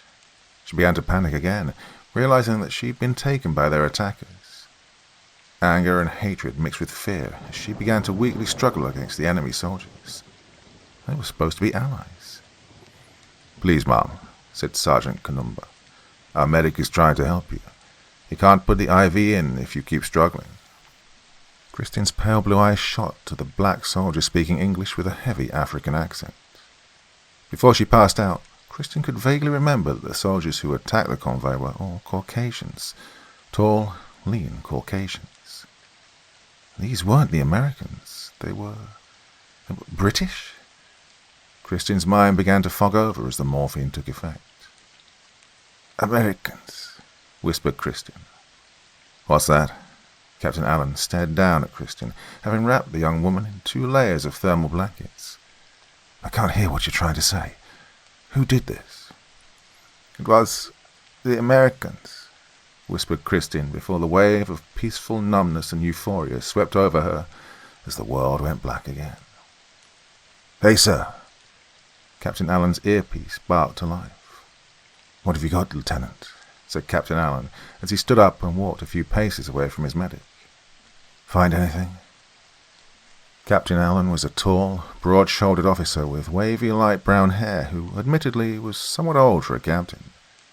This was due to an unfortunate incident at Camp Bastion in Afghanistan when, as a Spec Ops lieutenant, Allen's fist had a disagreement with a pompous supply captain's jaw when the lazy captain didn't quite display the motivation necessary to issue the vital night vision equipment Allen's team needed for an upcoming night raid against Taliban insurgents. The supply chain's father turned out to be a brigade commander, and it was only Lieutenant Allen standing as an SAS officer that saved him from court-martial, though the incident had blocked his promotion to captain by 3 years. Far from being bitter about the incident, Captain Allen found out that it was rather a blessing, as he'd since never had to bother with supply chain bullshit bureaucracy before a vital mission, else the offending supply officer found himself with a broken nose. "We found the ambush site on the slightly elevated ridge 150 meters due east of your position," replied Lieutenant Fletcher. "Classic L-shaped ambush.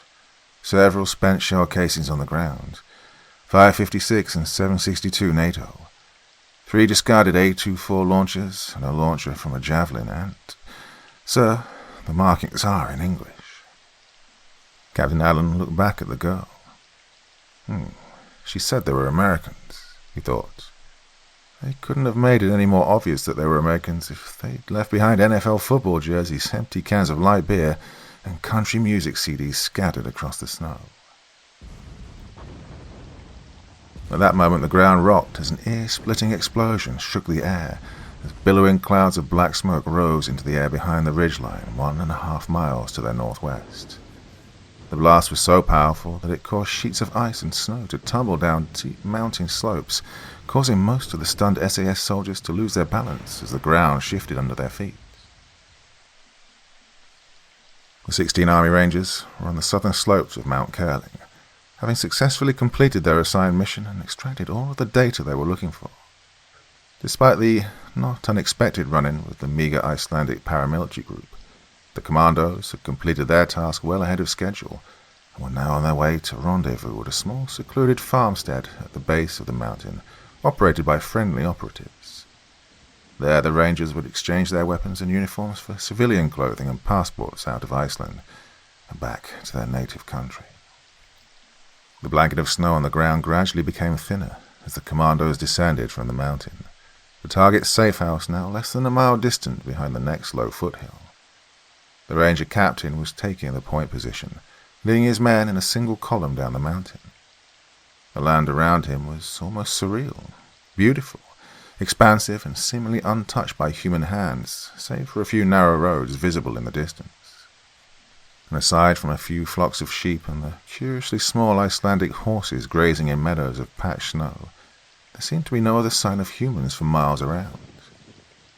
The scenic vestige reminded the Ranger commander of the steppes which he'd grown up on, in the city of Bugachani, next to the river Angara, though the government was not as kind to the treatment of the land as the people of Iceland were. Still, he had to remind himself that he and his men were not back home. They were inside of a NATO country, though it was the least populated and, militarily, easily the weakest of all the enemy nations. He stopped and raised a fist, slowly lowering himself to the ground. The rest of the Rangers behind him did the same thing, alternately pointing their weapons outwards to provide a 360-degree field of fire. The Ranger commander had served in conflicts ranging from the Ukraine to the North Caucasus to, most recently, Syria, and he did not survive by ignoring his battle instincts. Something was wrong. He could feel it. He scanned around, taking in his surroundings.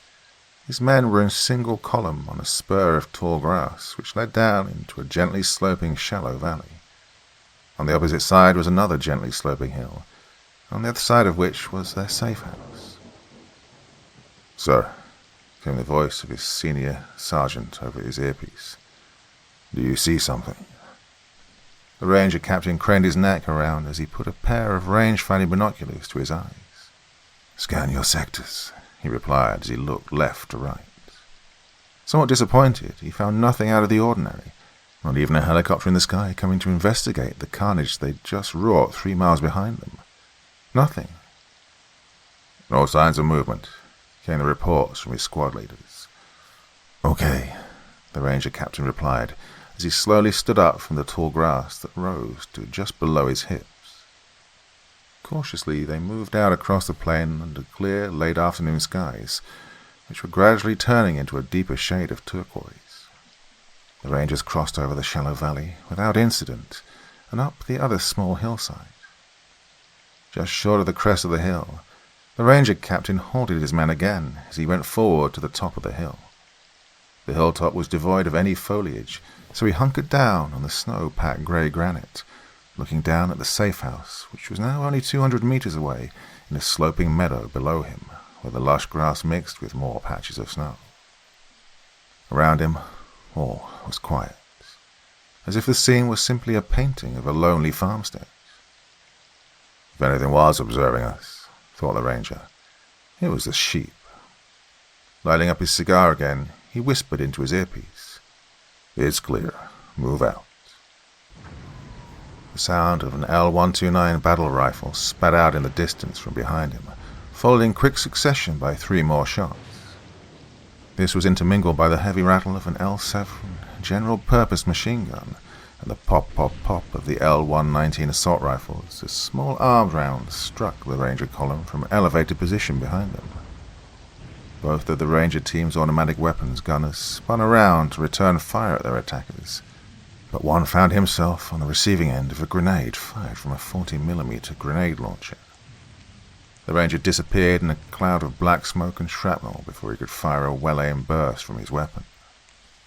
The other Ranger squad automatic weapon gunner was able to direct several bursts towards where he believed the attack was coming from. However, the Rangers were on an upward slope, while their attackers were at a slightly higher elevation behind them across the shallow valley. This put the Rangers at a disadvantage, as the only way they could get out of the kill box was to climb their way upwards while firing at the enemy behind them on the higher slope. If the Rangers could make it to the top of the hill, they could then take cover behind the rocks and fire down on their attackers. The Rangers' 240 Bravo machine gun began barking, and the heavy rounds slammed into the ambushers' positions as the rest of the Rangers bounded up the slope, teams alternately firing while other teams moved, thereby providing a constant stream of fire towards their unseen enemies. Still, until the Rangers made it to the top of the hill, they were in a dangerously exposed position, and well-placed shots from L-129 battle rifles silenced the Rangers' machine gun, while a burst of automatic weapons fire threw the Ranger squad automatic weapons gunner sprawling to the ground as the rounds stitched across his chest. Still, the Rangers didn't quit fighting, even despite losing all of their automatic weapons. In fact, the Rangers were succeeding in increasing their return fire against the enemy positions on the hill behind and above them. It was quickly becoming apparent that the Rangers, although they were at a disadvantage due to the terrain, had an almost 2-to-1 numerical advantage over their ambushers. One ranger launched a 40mm grenade towards the position where he suspected the enemy had emplaced their machine gun, and after the grenade exploded, the enemy machine gun went silent. However, that ranger grenadier and another ranger beside him were themselves engaged by an enemy grenadier, the well-placed high-explosive round impacting between them and blowing them both to pieces. By now, the first two rangers had gained the opposite hilltop and were in the process of taking up firing positions when enemy small arms fire struck them both at the base of their spines, toppling them over the other side. Still, without the enemy machine gun to support them, the remaining U.S. Army Rangers had managed to gain fire superiority over their ambushes. Having managed to valiantly fight their way to the top of the hill, the Rangers would now be able to fire down on their attackers. Just as the tide of the battle had shifted into the Rangers' favor, the enemy machine gun suddenly began barking again, sending dozens of rounds into the remaining U.S. Army Rangers who had just crested the hill. Into this chaotic mayhem, another 40mm high-explosive grenade fell in the midst of the Rangers' position. Then another round fell. Then another. Then another. The whole time the enemy machine gun swept fingers of deadly accurate fire back and forth across the top of the hill. Soon it became clear that nothing could have survived where the Rangers had made their final stand. "Cease fire," yelled Captain Allen. "Cease fire. Medic, we have people that need attention here." Several minutes later, Captain Allen, Sergeant Hassan, and Lance Corporal Kelly were on the opposite hilltop looking down at the bodies of the half-dozen dead men wearing U.S. Army Ranger combat uniforms who'd made it to the top of the hill. "Well, they really went out of their way to make it look like they were Americans to the untrained eye," said Captain Allen. "But on a mission like this, real Army Rangers would never wear the patch of the 75th Regiment, much less a big, bright red, white and blue national flag on their shoulder." "So, they aren't Rangers then?" asked Lance Corporal Kelly with an exhausted but relieved sigh. "No, they aren't Rangers," said Captain Allen. "They're Russian Spetsnaz.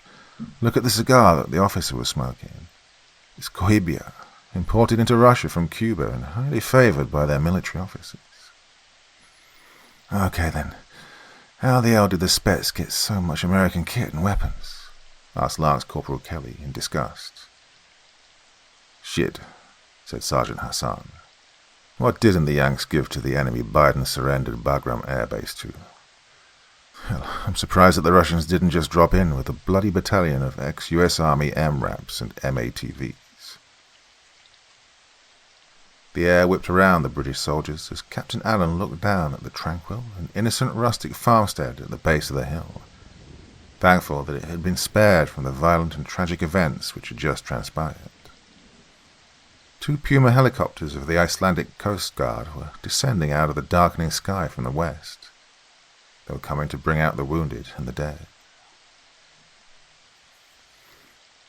Naval Air Station, Keflavik.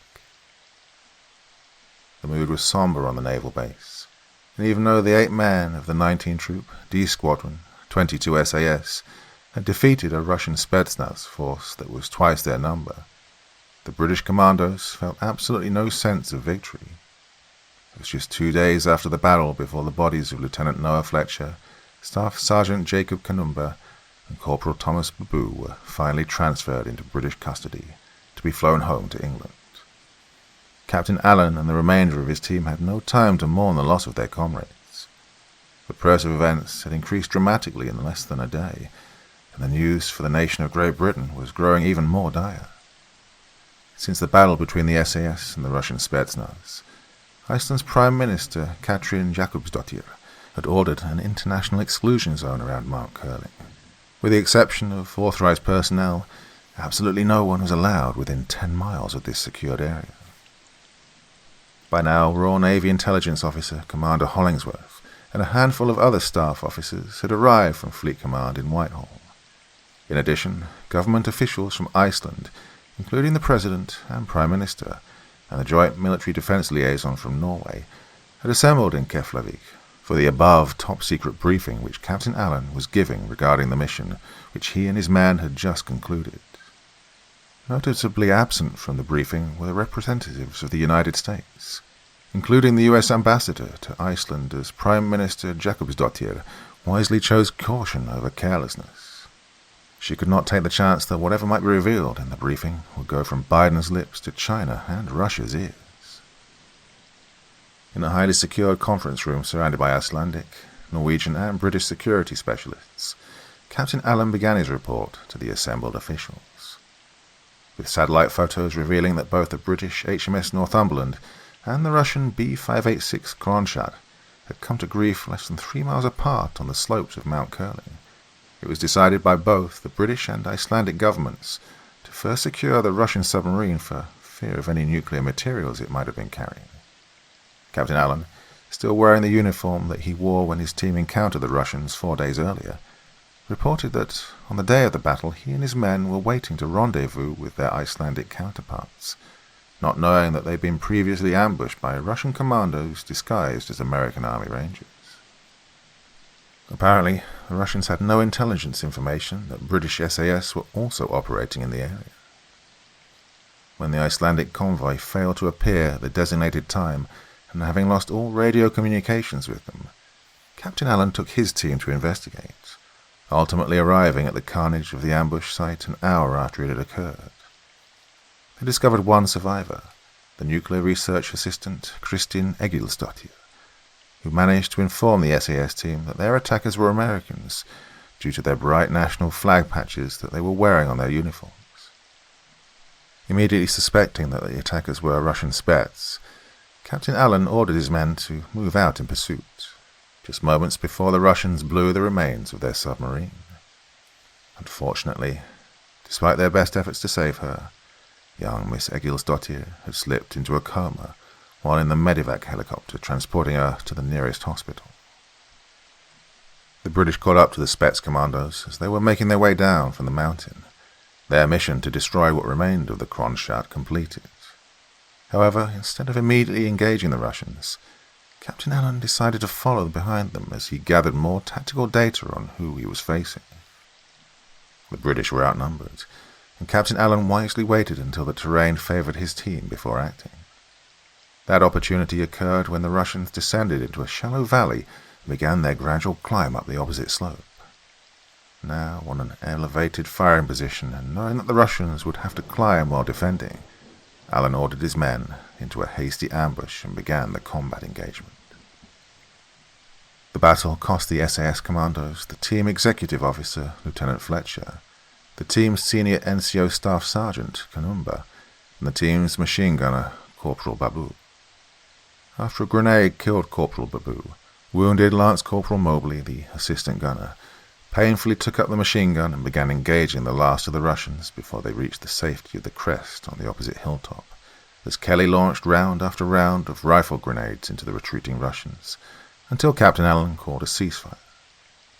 There were at least 4 wounded Russians still clinging to life, but they chose to end their own lives before the SAS could get to them. Curiously, Captain Allen's team found nothing intelligence-worthy on the dead bodies of the Russian commanders. No launch codes, no secret data or storage hard drives. The SAS team found nothing about the Russians' new attack submarine that the Russians wouldn't want to fall into hostile hands. The only thing that the British found was a black metal box on the dead Russian officer, a box which Icelandic naval intelligence would later identify as a PCC sonar data signal storage device. Despite their losses, Captain Allen's team continued on their mission, including Lance Corporal Mobley, who refused to be medevaced out of the field. In spite of the painful shrapnel wounds on his back and right arm, Mobley insisted on carrying the team's L7 machine gun after the loss of Corporal Babu. The team eventually discovered the Russian submarine lying inverted and collapsed into the mountainside, broken up into several pieces as if it had been dropped from several thousand feet straight down. As expected, the SAS team found that the Russian commandos had attached explosives to all secret equipment aboard the wreckage, as well as all armament and torpedoes, and blew the entire thing to hell. Thankfully, that Larder-class attack submarine was conventionally powered and carried only conventional weapons, meaning it had no nuclear materials aboard. Frozen body parts and pieces of the crew were also scattered across the landscape, though Captain Allen surmised that their bodies had remained relatively intact before the Russian Spets detonated the explosives. The identification tags of the dead crew had not been collected by the Spets commandos, which came as no surprise to Captain Allen. The Russian government still considered those who courageously pledged their lives to defend the motherland to be nothing more than nameless cannon fodder. Names easily forgotten except to those families whom Vladimir Putin would ascribe the title of hero in order to placate their grieving widows and mothers. After turning the sonar data storage device over to Icelandic Coast Guard Naval Intelligence, the British commandos were finally able to investigate the wreckage of the Royal Navy destroyer. It was 2 days after the battle, and a small contingent of British Royal Marines and Icelandic police had secured the base of the mountain, allowing Captain Allen, Hassan, Radcliffe, and Kelly, now accompanied by Commander Hollingsworth, who had arrived with the Royal Marines, to be able to go back up the mountain. As this part of the mountain had been judged to be too steep for helicopter insertion, they would again have to drive up the snow-covered roads using a borrowed marine Land Rover. Going with them in another truck were Icelandic medical and forensic examiners, while a squad of British Marine escorts brought up the rear in another Land Rover. It was about an hour's drive until the small convoy reached the point in the road where they would have to dismount from the trucks and hike the rest of the way. After another 30-minute climb up the mostly rocky slopes, the group finally reached the place where the British destroyer had come to rest.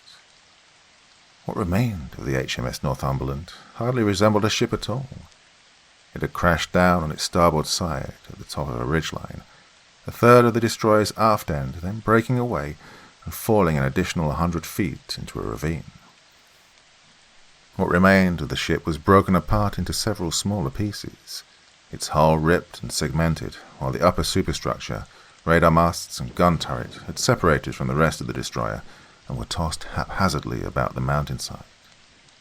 While the Marines secured a loose perimeter around the site, the forensic and medical examiners began the grim task of examining the bodies of the crew, whilst Captain Allen and the rest of his team began sifting through the wreckage in search of evidence of how this tragedy had occurred, and, specifically, the Northumberland sonar signal storage device. When the group finally returned to Naval Station Keflavik, they found that the international news media had already been busy spinning their version of the incident to suit their own political narratives. Chinese President Xi Jinping joined Russian President Vladimir Putin in condemning Great Britain for their unprovoked attack, which had sunk the B-586 Kronstadt in the Atlantic, with all hands on board. The Chinese president even going so far as to accuse the United States of being complicit in the attacks, unless the American president made visible and open gestures to condemn and rebuke Britain for their criminal acts which could recklessly lead to a nuclear war. For his part, American President Joe Biden recalled the USS Harry S. Truman carrier battle group from the multinational NATO Joint Forces naval exercises and ordered all U.S. ships to return to Naval Station Norfolk. On the same day, Biden authorized a transfer of $60 billion to Vladimir Putin to help Russia pay for their trans-European oil pipeline, claiming that his actions had been forced upon him by the political failures of the last American president. The American news media predictably painted the picture of a bold and decisive Joe Biden who was compelled to do what was necessary to prevent a nuclear war. For several days afterwards, the popular talking point with the White House press secretary and repeated ad infinitum with the American Democrat Party press corps was, "Retreat means victory." Captain Allen's briefing was halted briefly when an aide to the Icelandic president entered and whispered into his ear, to which the annoyed President Johannesson replied in English, "Please tell President Biden that the adults are having a meeting right now, and to please go have an ice cream until I return his call." After President Johannesson nodded, Captain Allen continued his briefing, reporting that they spent another day at the site, collecting and identifying the bodies of the dead crew members, the startled medical examiners coming to the conclusion that the crew did not die from the fall, but they were already dead before the destroyer came to rest on the mountaintop. Having gathered all the data they were looking for, and after holding a memorial to the 180 courageous British souls who had served their nation with bravery and honor, the group finally descended from the mountain, their passage marked by several explosions as the PE-4, which Captain Allen's team attached to the ship's secret equipment, detonated. Captain Allen turned the briefing over to Commander Hollingsworth, and the attractive young naval intelligence officer stepped up to the elevated edge in the middle of the conference room and to a long metal table. Unlike Captain Allen, who was still in his battle dress, Captain Hollingsworth was wearing a sharp, tight-fitting black naval dress uniform of a naval officer. With her she carried a small metal black box and a cord, which she placed on the table. Connecting the cord to two speakers mounted on metal poles behind her, Commander Hollingsworth introduced herself to her audience and said, "This is the data which Captain Allen and his team retrieved at great cost from both the Russian submarine and our naval destroyer. These are the sound recordings which both unfortunate vessels captured on their separate sonar data signal storage devices shortly before all contact was lost with them. We believe that what is recorded here is what caused the tragedy that befell the two vessels." Commander Hollingsworth reached into a pocket of her dress uniform and pulled out two white dominoes, which he placed on the table in front of her. What you are about to hear will not be overly loud, but out of an abundance of caution, I would ask that you all place the earplugs that we provided you with into your ears. She waited patiently as her audience did as she requested. Then, having placed her own earplugs in, Commander Hollingsworth turned to the black metal box. Suddenly, the small side door next to the podium swung open as Sergeant Hassan abruptly entered the conference room and quickly approached Captain Allen. "My apologies, ladies and gentlemen," announced the SAS sergeant, before whispering something in Captain Allen's ear. The SAS commander turned to Commander Hollingsworth and simply nodded before inexplicably leaving with Sergeant Hassan. Somewhat confused, Hollingsworth nonetheless activated the power switch on the metal box and, at that moment, the course of human history inexorably changed. Part 3. Viana do Castelo, Portugal. In a matter of mere seconds, a dense black fog seemed to rise from the ocean, moving inland and instantly blanketing the picturesque seaside city of Viana do Castelo. One moment, a warm sun shone down from a cloudless blue sky, as a gentle breeze from the sea caressed the inhabitants and tourists of the popular coastal industrial city, and in the next, the city was thrown into a panic, as if it had been ripped from the planet and tossed into the black void of space. None of the inhabitants heard the wails of the city's public address warning horns, nor indeed any of the sounds usually associated with a city of 88,000 souls, as an inexplicable and haunting noise drowned out the cacophony of instant panic. However, as the noise decibel levels reached the point where citizens fell to their knees in the near pitch-black fog, eyes squeezed shut and hands desperately pressed against ears, the earth suddenly buckled and rumbled like that of the force of an atomic bomb, the concussive force blowing out windows and collapsing buildings. And then, just minutes after it had started, the nightmare that befell Viana de Castelo ended. After the sudden and violent quake which shuddered the ground for over 100 miles, as if a mighty god had angrily sundered the earth with a bolt of lightning, the fog lifted, and the deafening noise ceased, leaving behind a stunned population swimming in a sea of sirens, alarms, screams of shock and confusion, and as the people's attention was drawn to the west, prayers for mercy. To the west, just outside the city proper, where the source of the massive quake was felt, great plumes of dust and smoke rose hundreds of feet in the air. Naval Air Station, Keflavik. The sound emanating from the speakers was steady and pulsing, like a stringed orchestra seemingly playing one long random note after another, as if conducted by a mad composer, interspersed by deep howls that dipped in pitch to a low growl, like the plaintive cry of a wolf, before once again returning to the sound of the mad synchronized strings. It was an eerie song, one you might expect to hear in the vast emptiness of space, but also unsettlingly calming. As Commander Hollingsworth promised, the sound wasn't particularly loud, and a few in the back of the conference room removed their earplugs to get a clearer listen to the cosmic-sounding song. These sound recordings are relatively unfocused, as they are being played over these speakers behind me, said Commander Hollingsworth, as she twisted the height adjustment knobs on the stands, lowering both speakers to the height of the table. She then pointed the speakers on the 2 dominoes lying on the table, the sound making the table vibrate and causing the dominoes to move in small circles on the surface. Here, the sound is being directly focused on the dominoes at 60 decibels, roughly the equivalent of a normal speaking voice. Each of these dominoes weighs 8 grams.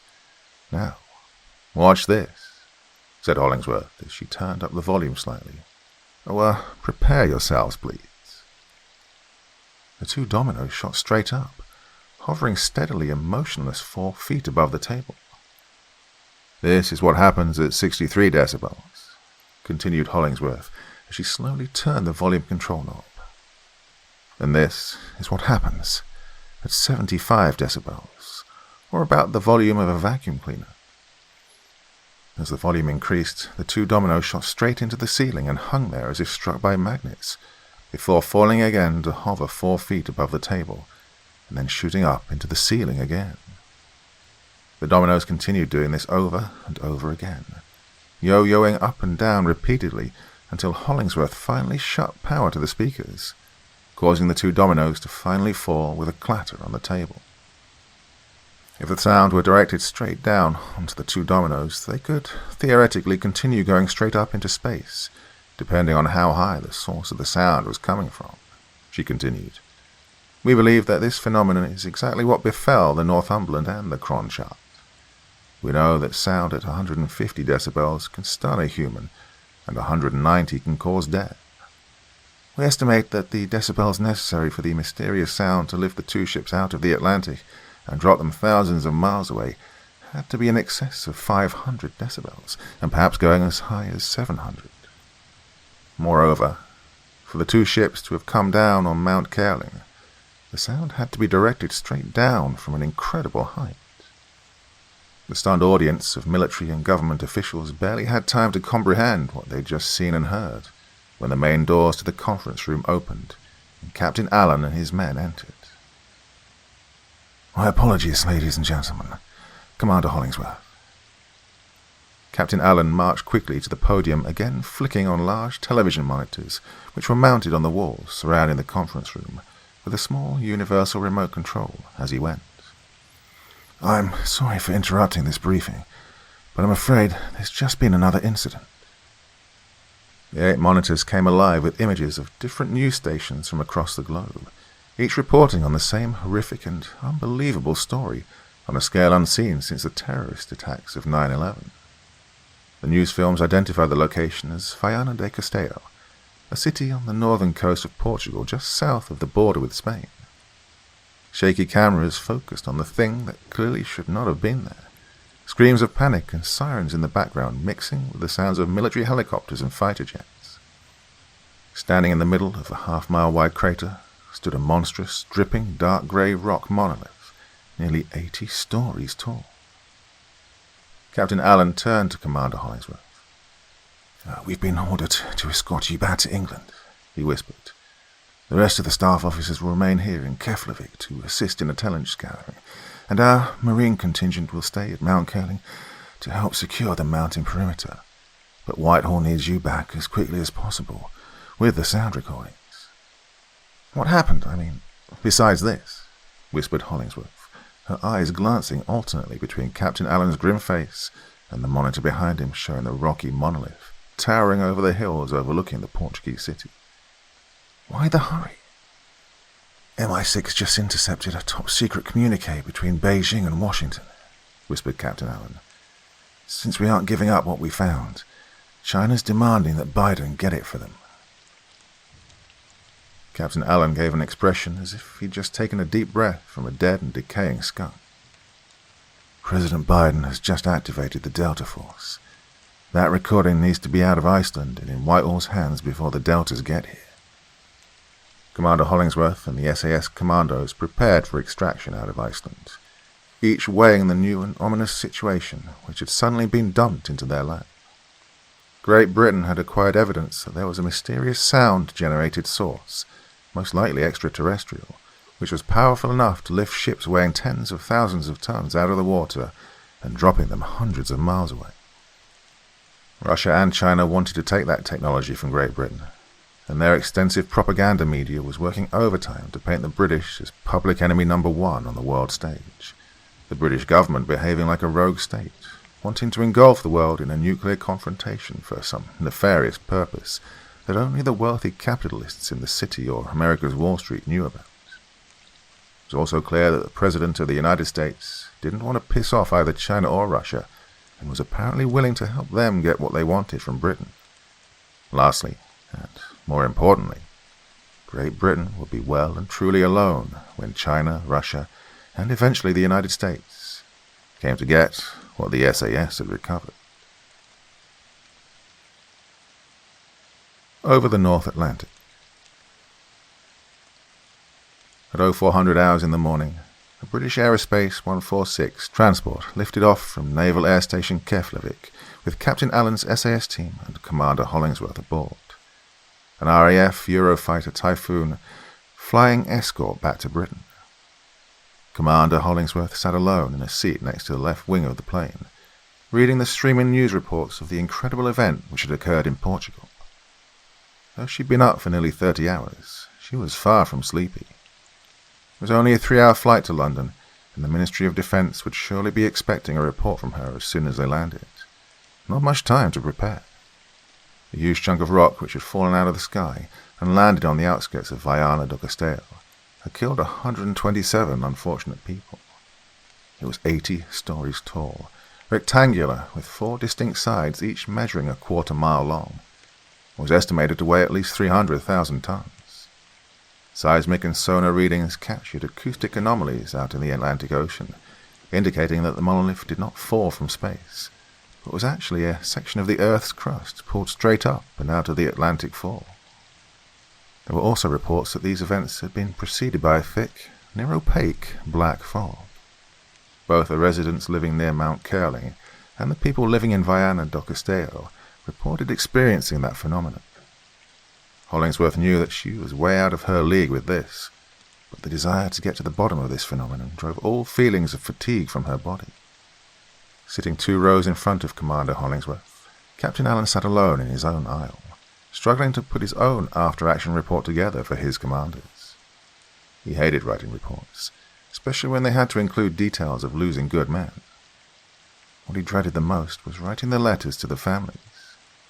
What could he possibly say to Lieutenant Fletcher's new wife, Kanuba's mother in Nigeria, Corporal Babu's daughter? There was no way that the Ministry of Defence could let them know the truth. He'd have to tell their families a bright and shining lie.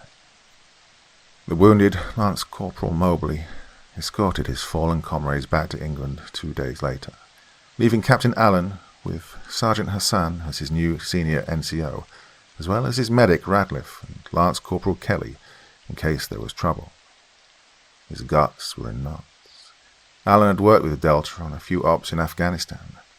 These new political circumstances, which might now put the SAS at odds with America's elite secret anti-terrorist unit, made him sick to his stomach. Captain Allen looked at his watch. 1 more hour before they landed. He exhaled, remembering he'd spent exactly 16 hours of his 2-week leave time with his family before 22 SAS called him back to duty. The bittersweet memory returned to the SAS officer of how he'd won a bet with his XO, Lieutenant Fletcher, who wagered him 20 quid that Squadron would recall Allen back to duty after only 2 days' leave.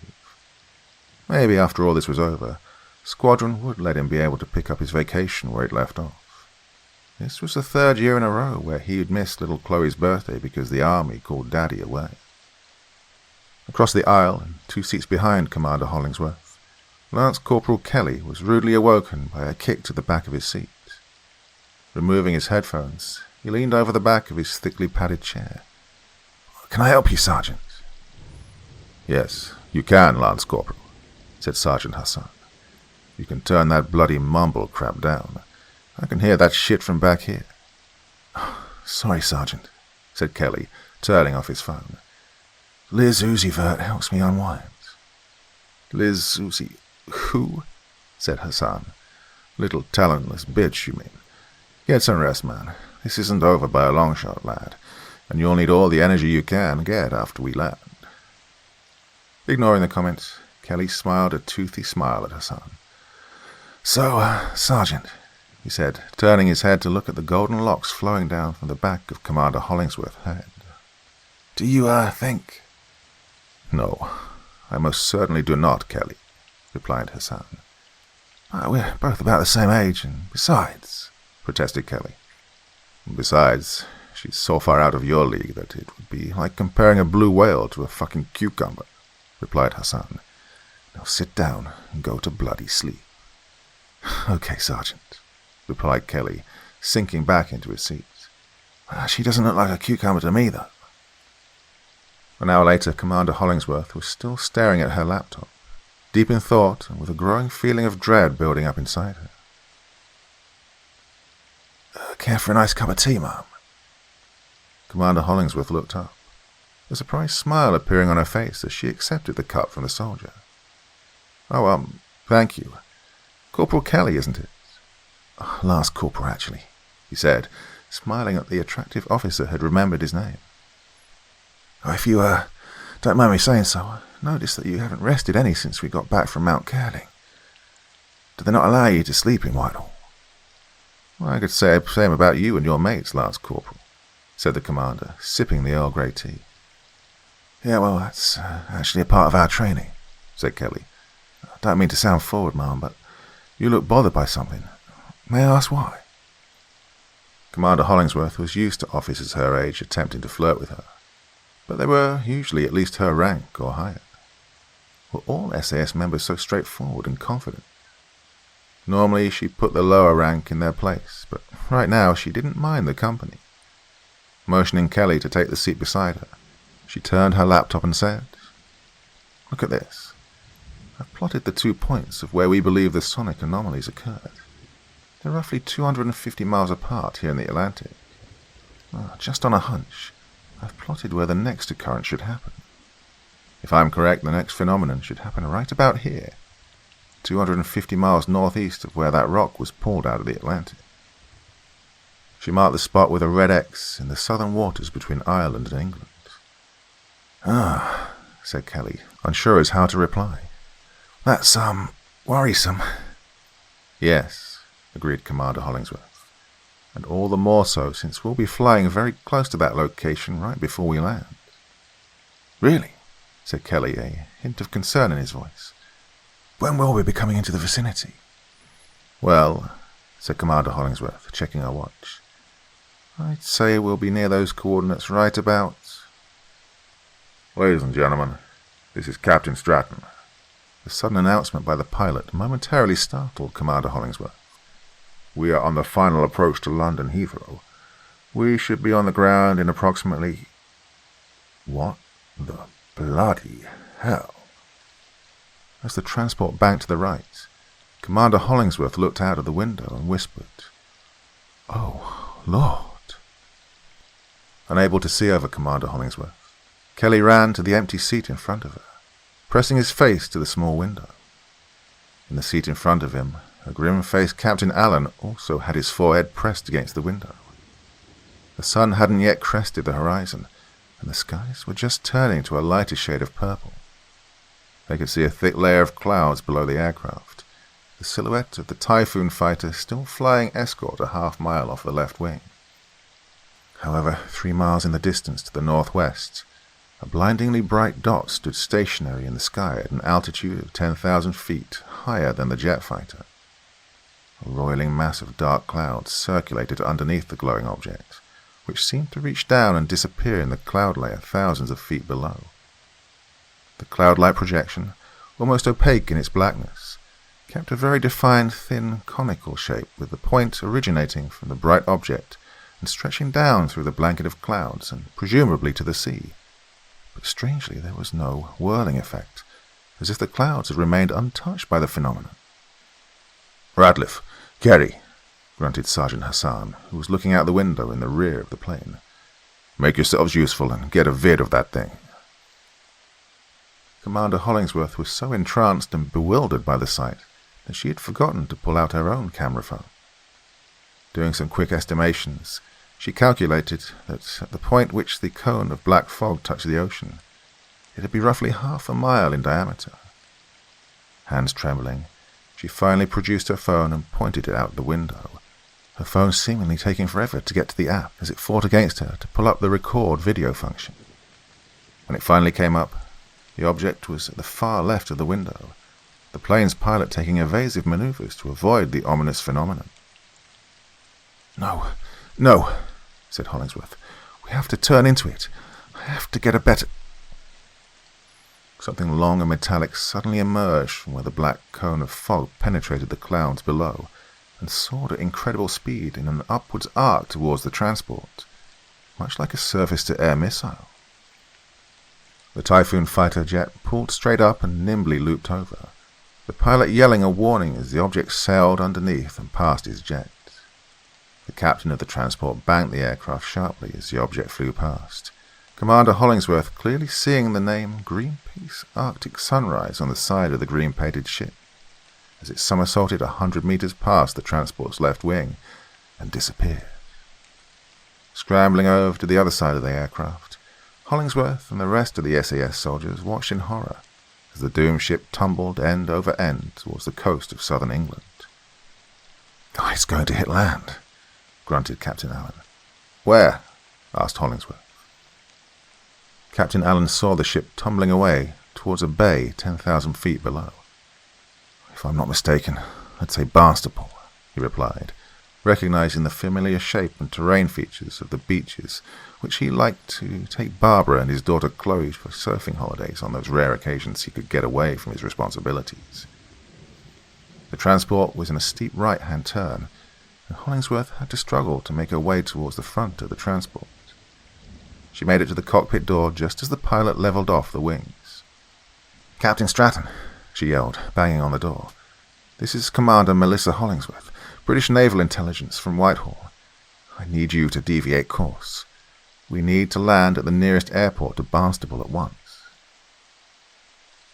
4 hours later, Commander Hollingsworth and her SAS escort were standing on the beaches of the Croyd sand dunes about 8 miles east of Barnstaple.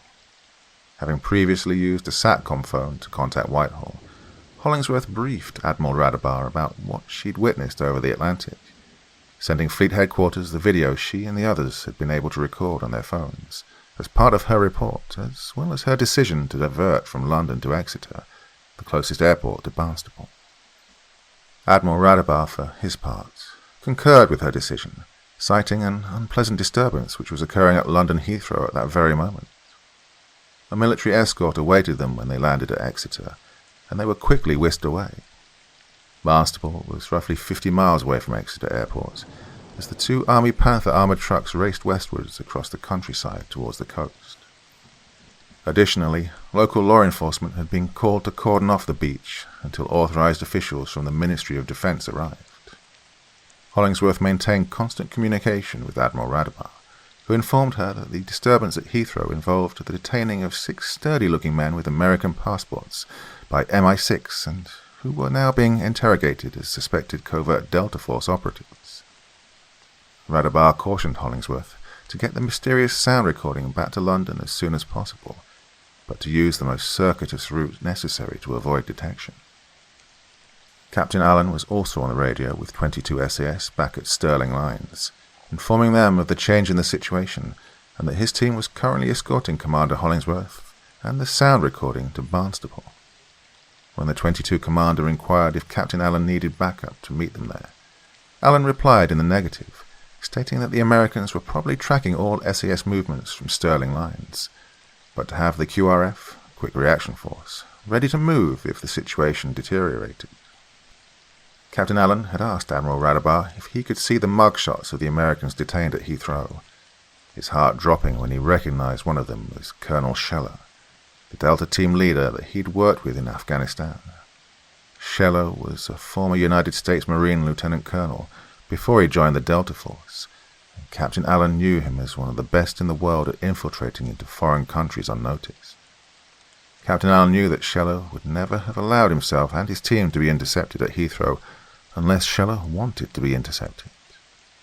A small spark of hope flamed in Captain Allen's heart. At least a few American military operatives weren't joining their president in selling out to the communists. The Greenpeace ship Arctic Sunrise was in the North Atlantic to protest and disrupt the annual NATO Joint Forces naval exercises. However, she was forced to return to port in Amsterdam when the naval exercises were cancelled due to the Americans pulling out at the behest of the Chinese. The Arctic Sunrise's last reported position was roughly 250 miles northeast of the location where the 80-story trunk of the Atlantic sea floor was pulled out of the ocean and dropped on Portugal. As with the HMS Northumberland, the Greenpeace Arctic Sunrise was a smashed and crumpled wreck, laying almost inverted on the sandy beaches of the Croyd sand dunes. It was crushed almost flat after its fall from thousands of feet. Captain Allen and his men stood next to the Panther-armoured vehicles, staring at the wrecked ship while Commander Hollingsworth tapped frantically on her laptop on the hood of one of the vehicles. The time between each of these sound anomalies is halved between each occurrence, observed Captain Allen. 10 days, 5 days, 2.5 days, almost as if something was steadily getting closer and closer to Earth. Assuming that timeline is correct, we can expect the next sound anomaly to occur within the next 24 hours, maybe sooner. Can we get an estimate of where it might occur, Commander? Well, assuming that the next phenomenon will occur roughly 250 miles from where the Arctic Sunrise was picked up and dropped, then the next occurrence will be here, said Commander Hollingsworth, pointing at her laptop to an area in the middle south of England. Where exactly is that? Asked Captain Allen.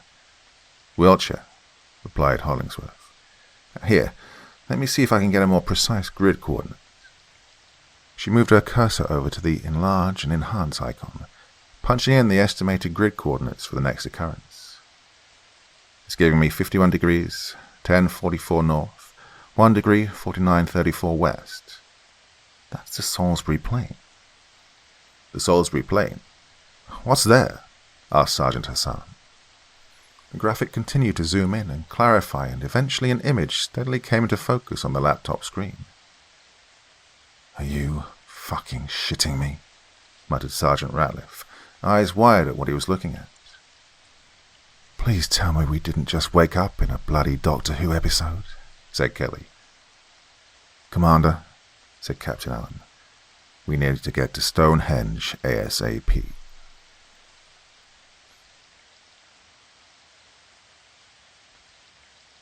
Part 4. 1400 hours, the Salisbury Plains. At this point, it would have been pointless for the British government to try and hide its military movements with regards to what was being called the sonic anomaly in top-secret government and military communiques. Commander Hollingsworth had been working on reversing the mysterious sound recording, in effect trying to play it backwards in an attempt to create a counteractive sound which might disrupt or reverse the sonic anomaly. On the Salisbury Plains, 6 military trucks mounting the new LRAD, or long-range acoustic devices, were positioned to face the iconic Stonehenge monument. These were specifically designed trucks modified to mount the high decibel-producing systems used for military psychological operations. The emitter cables were connected together and led to Commander Hollingworth's black metal box, which was positioned in one of the Panther trucks and contained the only known recordings of the sound phenomenon. She was successfully able to reverse the recording. There was no time to properly test to ascertain if it would work as it should if the sonic anomaly phenomenon indeed happened here. Each of the LRAD speakers could generate over 150 decibels, the entire setup being called a sonic disrupting amplifier, and necessitating the personnel within the cone of sound to have to wear 2 layers of hearing protection or else lose consciousness once the system was activated. Captain Allen's men were still with Hollingsworth, but had now been reinforced with 2 companies of British Army infantry, 4 Challenger tanks, and a pair of Typhoon fighters orbiting overhead, along with a plethora of government scientists mixed in for good measure. I'm definitely getting an invaders from Mars vibe here, sir, said Sergeant Hassan. You're not the only one, Sergeant, answered Captain Allen, also staring up into the grey, cloudy afternoon sky, his eyes following the pair of fighter jets as they made lazy circles overhead. He looked down at his watch. Oh, the Martians are late. Captain Allen looked to his left where Commander Hollingsworth had positioned herself on the passenger side of one of the parked Panther vehicles, along with a black box and all the important sound recording. Although she was surrounded by other military officers and scientists, Lance Corporal Kelly and Sergeant Ratliff were not far from her side as the team still had the mission of safeguarding her and the sound recording. The 6 Army PSYOP vehicles were stationed at equal intervals around Stonehenge, their acoustic projection systems directed at a point just above the colossal stone monument. Together with the tanks and infantry soldiers, they formed a relatively thin half-mile perimeter around Stonehenge. Each person involved in the operation was issued triple-flange earplugs and the highest-rated noise-dampening earmuffs that were available, but whether or not these would be effective if the mysterious sonic phenomenon happened was anybody's guess. Though the fatally loud noise could not be heard within the periphery of the black fog, it was not heard outside of it, meaning that for some odd reason the noise only existed within the black fog. Commander Hollingsworth would be the one to activate the sonic disrupting amplifier if and when the phenomenon occurred again, the hope being that she would be outside of the fog's cone of influence to not be affected by the noise. Everything, however, hinged on whether or not this was the right location and right time for the next occurrence to happen. "Why are we doing this, sir?" said Sergeant Hassan. "I mean, what are we hoping to accomplish with this?" "Well," replied Captain Allen, "we know that there is some type of intelligence behind this. We all saw that bright light when we were on the transport flying in. We also know that the phenomenon was directly responsible for killing nearly 800 people, whether accidentally or on purpose. I reckon that by showing whoever is behind this that we have the ability to counter their sonic anomaly, they'll think twice about using it again." He looked down at his watch. "They're late," he thought. "Did we miscalculate? Did we get the time and place wrong?" "Sir," said Sergeant Hassan. Captain Allen looked in the direction of where Sergeant Hassan was staring.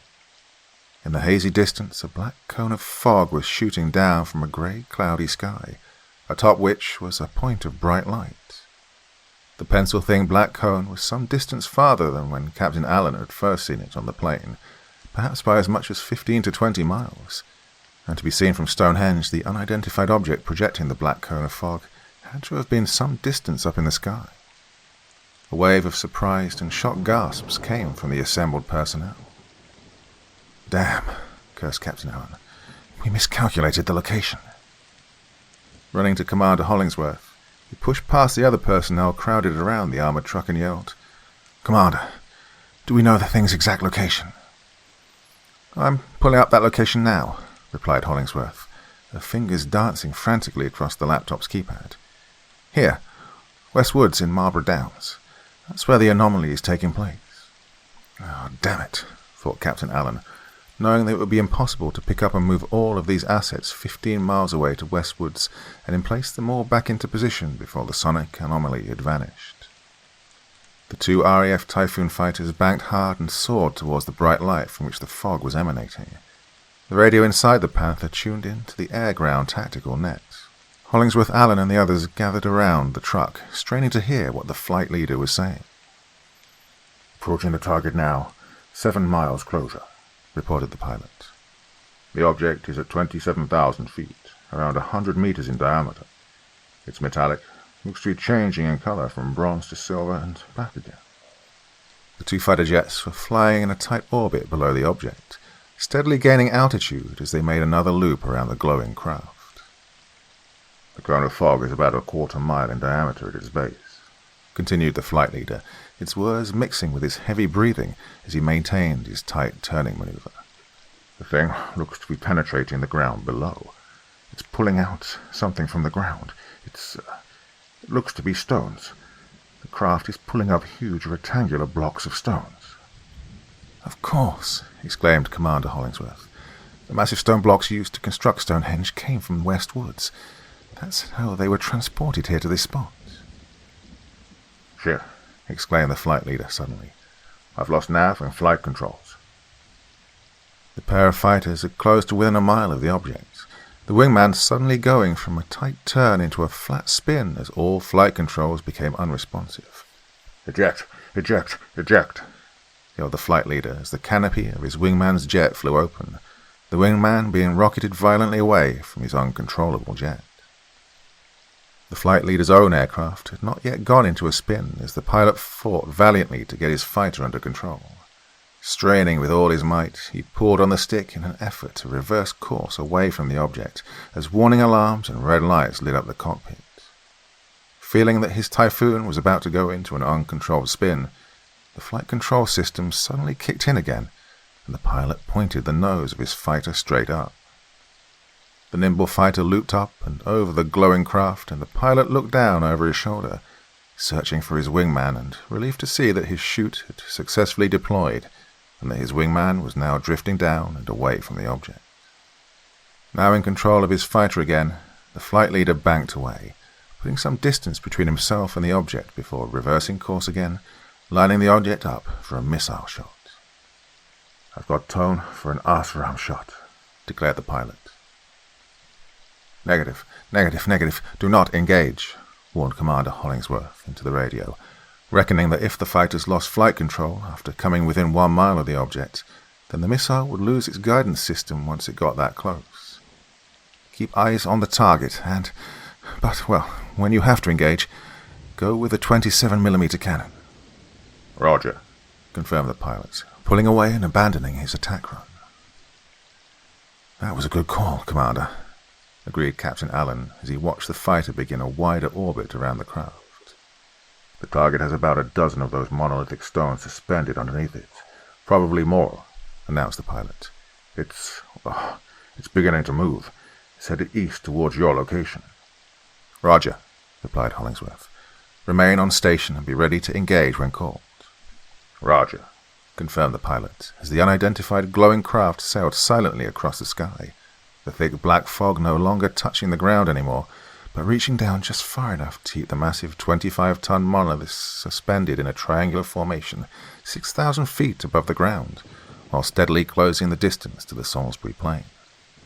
Within moments the object had descended to 2,000 feet and was only 1 mile from Stonehenge, the gigantic monoliths now suspended just 500 feet above the earth.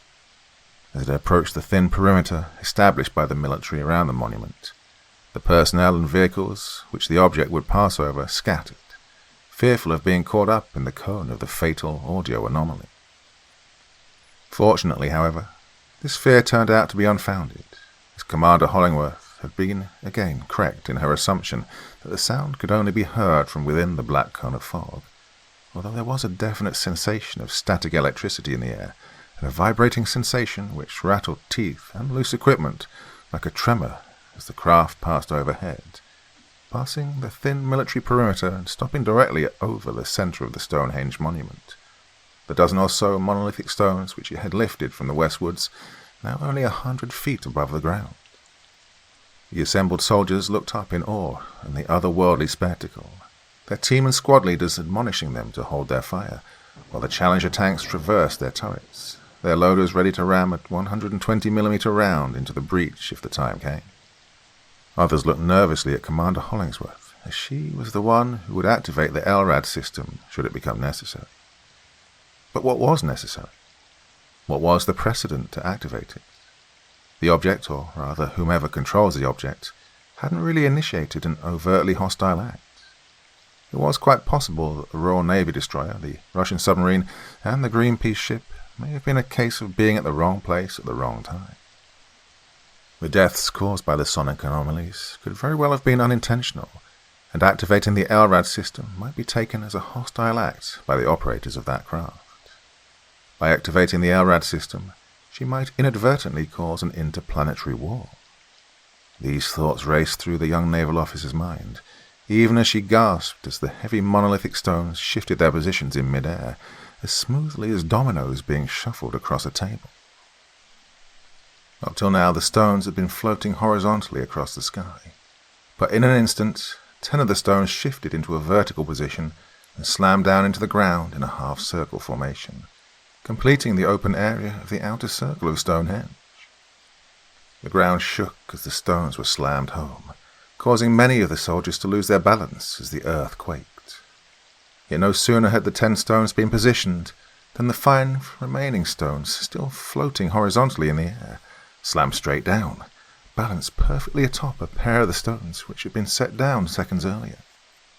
After the dust and smoke had settled, however, the circle of Stonehenge was complete again after thousands of years, the glowing craft now resting atop the horizontal slabs like a monarch sitting atop a throne.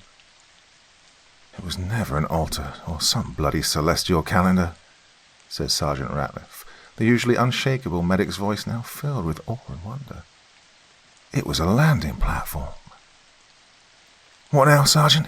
said Lance Corporal Kelly. "We remain calm and professional," answered Sergeant Hassan. "Hey, Sergeant," yelled Captain Allen to a group of 3 soldiers standing next to a nearby Land Rover. "What are the radiation level readings?" The sergeant in charge of the nuclear, biological, chemical, radiological detection units was snapped out of his trance as the SAS commander yelled out his question. "What? Oh, right, sir," the NBC sergeant said, taking the device from one of his soldiers and reading the results. "The levels are high, sir. Approaching unsafe levels. We may have to pull—" The black fog that enveloped them came on as instantaneously as the earth-shattering sound that hit with the force of a tidal wave, knocking everybody off their feet as the earth began to rumble and quake, rolling and heaving as if alive and angry. The eerie cosmic sound erupted from the craft, with a concussive force so extreme that it would have immediately incapacitated everyone the second it hit, had it not been for the double layer of hearing protection they were issued with. Still, those protective measures were taken in the event that they were operating near the cone of fog. It wasn't meant to be used while directly inside of the fog, and under such intense sonic force, which, at this range, would become fatal in a matter of minutes unless they could get out from under the black fog. Captain Allen was on his knees, pressing his hands to his ears and wondering why the LRAD system hadn't been activated, as panicking soldiers collided with him in their confused efforts to crawl away from the source of the noise. Unknown to him, the near-opaque fog had risen so quickly that no one saw Commander Hollingsworth being tossed out of the bucking Panther truck before she could even activate the LRAD system. "Driver, reversed," yelled the commander of one of the Challenger tanks stationed at the perimeter, and the 60-ton heavily armored beast scrambled backwards as the sound continued to rumble and break underneath it. "Loader, load sabot," he commanded. "Quickly, quickly, quickly!" The loader had lost his balance when the earth began quaking and when the tank suddenly rolled backwards, but he finally rammed the 120mm kinetic energy penetrator into the breach, breathlessly yelling "up" once the breach slammed shut. "Gunner," yelled the commander, "target that thing sitting atop Stonehenge." "Can't see a fucking thing," replied the gunner. "It's bloody black as hell outside." By now the tank had reversed almost 100 meters, and they still hadn't gotten out of the cone of darkness. Fortunately, they were buttoned up inside the tank and were being spared from the majority of the ear-splitting noise, but hearing was still extremely difficult, even with internal communications. "Switch to thermals, gunner," yelled the commander. "What?" "I said switch to thermals," replied the commander. "I can't hear you," screamed the gunner. "I'm switching to thermals. Target identified." "What?" yelled the tank commander. "I said up, bollocks," yelled the gunner. "On the way." The tank heaved as the gun fired, sending what amounted to be a high-velocity, tank-melting dart directly into the side of the craft. Through the thermal imager, the gunner witnessed the object disappear behind a cloud of black smoke. Instantly, the brain-jarring noise that was pounding the area stopped, replaced by a reverberating sound, as if a gong had been struck. The earth quieted its heaving and churning. As soon as the noise ceased, Captain Allen half ran and half staggered to the truck where the black box was located. It was still almost pitch black, and the earth had been churned up, causing him to wonder if he'd somehow been turned around in all the confusion. His head was still pounding and his ears were ringing when he finally made it to the truck. It was laying on its side, having been toppled over by the initial sonic blast. There was no one around it, and no sign of Commander Hollingsworth. "We hit it," exclaimed the gunner, still watching the craft smoking from the thermal imager. "Loader," yelled the tank commander. "Load another sabot just in case." The gunner's smile turned into a worried frown. "It's still black as bloody hell outside. If the noise has stopped, shouldn't it be getting lighter?" The sonic blast which struck next seemed to rise from the ground itself, impacting with even greater force than the earlier one. Once again the earth began to heave as the pulsing sound brought soldiers back down to their knees, clutching their ears and heads and screaming in pain. "Driver, reverse," yelled the tank commander. The Challenger roared backwards a short distance, only to stop suddenly with a jarring crash which knocked the crew into the inside hull of the cramped tank. "What happened?" screamed the commander, pressing his hand against his now bloody nose. "We backed into something hard," yelled the driver. "The drive sprocket is spinning. I think we broke track on whatever we hit." "Oh, bloody hell," said the commander, climbing back up to the commander's cupola. Activating the thermal sights, he spun the cupola around to get a good look at what they'd struck. "Oh, my bloody hell," he whispered in shock and dread. There, illuminated in the thermal sight, was what they'd struck. Around the perimeter of Stonehenge was another ring of standing stone, only this one was close to a mile in diameter and stood 3 times as tall as Stonehenge, and steadily growing taller. This new ring made of monolithic stone was being brought up directly from the ground surrounding Stonehenge. Far above them, the dark grey clouds swirled in a circular pattern, gradually dissipating and parting as a round, stone-grey-coloured craft descended from the sky. This one was massive, stretching 1 mile from end to end and easily dwarfing the expendable scout ship which had landed earlier. With the creation of its new landing platform nearing completion, the black fog slowly began to fade as the impossibly huge craft floated down towards the trembling earth as the ear-splitting cosmic sounds heralded its return to the planet after untold thousands of years. In the slowly shifting blackness, Captain Allen desperately felt around the ground surrounding the overturned truck, his grasping hands finally hitting a solid metal object. Quickly lifting up the black box, he double-checked to make sure that the cable connecting it to the LRAD system was still attached, and flipped the switch to give it power. Nothing happened. Captain Allen flipped the switch again, and still nothing happened. Feeling around the bottom of the box, Captain Allen realized why the LRAD system did not engage. There was a hefty dent in the bottom where the memory chip of the sound recording had been destroyed. Captain Allen dropped the useless box and unslung his rifle, pointing it up into the sky where the great craft was steadily descending, when another churning of the ground knocked him off his feet. Sergeant Hassan was on his knees, hands pressed against his ears and vomiting. Looking over his shoulders, he saw Captain Allen toss the black metal box away before the rumbling earth threw him to the ground like a discarded rag doll. They had to get out from under that thing, but the debilitating noise coupled with the shaking ground was making it exceedingly difficult just to stand, and without that sound recording, they had no defense against the noise which was now being generated by the descending alien mothership. To his right, Hassan could make out the figure of Lance Corporal Kelly, staggering towards him, pain etched on his face. Half crawling and half tumbling, Sergeant Hassan reached Lance Corporal Kelly, grabbing the soldier's vest to steady himself. "Do we have a plan B, Sergeant Hassan?" yelled Kelly. "What?" "Do we have a plan B?" yelled Kelly again. "No," replied Hassan, "but I have another plan." "What?" "Give me your phone," yelled Hassan. "My what?" "Your phone. Give me your bloody phone," yelled Hassan, mimicking putting a phone to his ears. "My phone?" said Kelly, reaching into his right pants cargo pocket and pulling out his phone. "You mean that—" Lance Corporal Kelly collapsed, finally overcome by the brutal, throbbing noise which had been mercilessly pounding on them for the last few minutes. Sergeant Hassan caught Kelly's phone before it hit the ground. Struggling against his own brain's demands to shut down and escape into a sea of unconsciousness before the noise finally killed him, Hassan forced himself to concentrate. "Where is it? Where is it? Where is it? Hassan yelped, smiling briefly. tripping over 2 or 3 other soldiers who had lost consciousness from the audio battering they were taking. Sergeant Hassan stumbled over to where Captain Allen was lying. Ignoring Captain Allen, Sergeant Hassan reached over his prone body and, grabbing up the black metal box and snatching out the cord which connected it to the LRAD system, Hassan plugged it into Kelly's phone and tapped play. Immediately, the sound of Lance Corporal Kelly's mixtape blasted into the sky. The great alien spacecraft's descent began to slow, then stop altogether as the raucous strains began to seep in and infect the carefully ordered and structured audio waves which was pulling the landing platform out of the ground and also keeping the gargantuan mothership from succumbing to the Earth's gravity. All of a sudden, the ominous grey craft wobbled like a top coming to the end of its spin, and began dipping from side to side.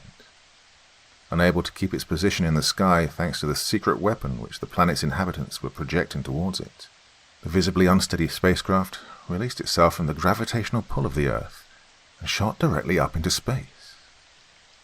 Within seconds, the oppressively dark grey opaque fog had lifted, being sucked away straight up into space as if by a galactic-sized Hoover vacuum, and leaving behind it a bright blue, cloudless sky, a rarity in these parts of the British Isles. The bright rays of the warm sun revealed that the meadow surrounding Stonehenge was a wreck, with earth ground up as if by earthquake, while wrecked vehicles and tanks were tossed about.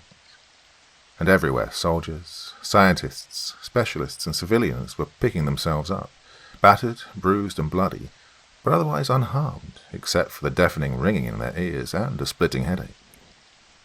Sergeant Hassan was on his hands and knees, breathing heavily, his ears ringing. Looking up to his right, he saw Lance Corporal Kelly clumsily regain his balance a few steps away from the wrecked Panther truck, then stumble over to Commander Hollingsworth to gently help her get to her feet. A hand reached down and Hassan grabbed it as Captain Allen hauled him up to stand on shaky legs. "Are you okay, Mohammed?" said Captain Allen, his forehead bleeding from where he was thrown into the side of the overturned armored truck. "Well, that would leave a heroic scar." Sergeant Hassan laughed, not hearing what Captain Allen had said over the ringing in his ears. "Can you imagine that?" he said. "What?" yelled Captain Allen, seeing Hassan's lips moving but only hearing muffled noise. "I said," yelled Hassan, "can you imagine that?" "Imagine what?" yelled Captain Allen. "Hucking mumble rap crap saved the world," laughed Hassan.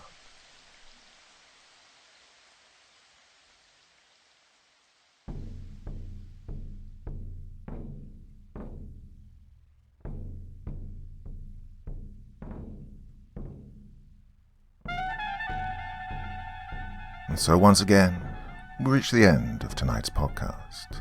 My thanks as always to the authors of those wonderful stories, and to you for taking the time to listen. Now, I'd ask one small favor of you. Wherever you get your podcast from, please write a few nice words and leave a 5-star review, as it really helps the podcast. That's it for this week, but I'll be back again same time, same place, and I do so hope you'll join me once more. Until next time, sweet dreams and bye-bye.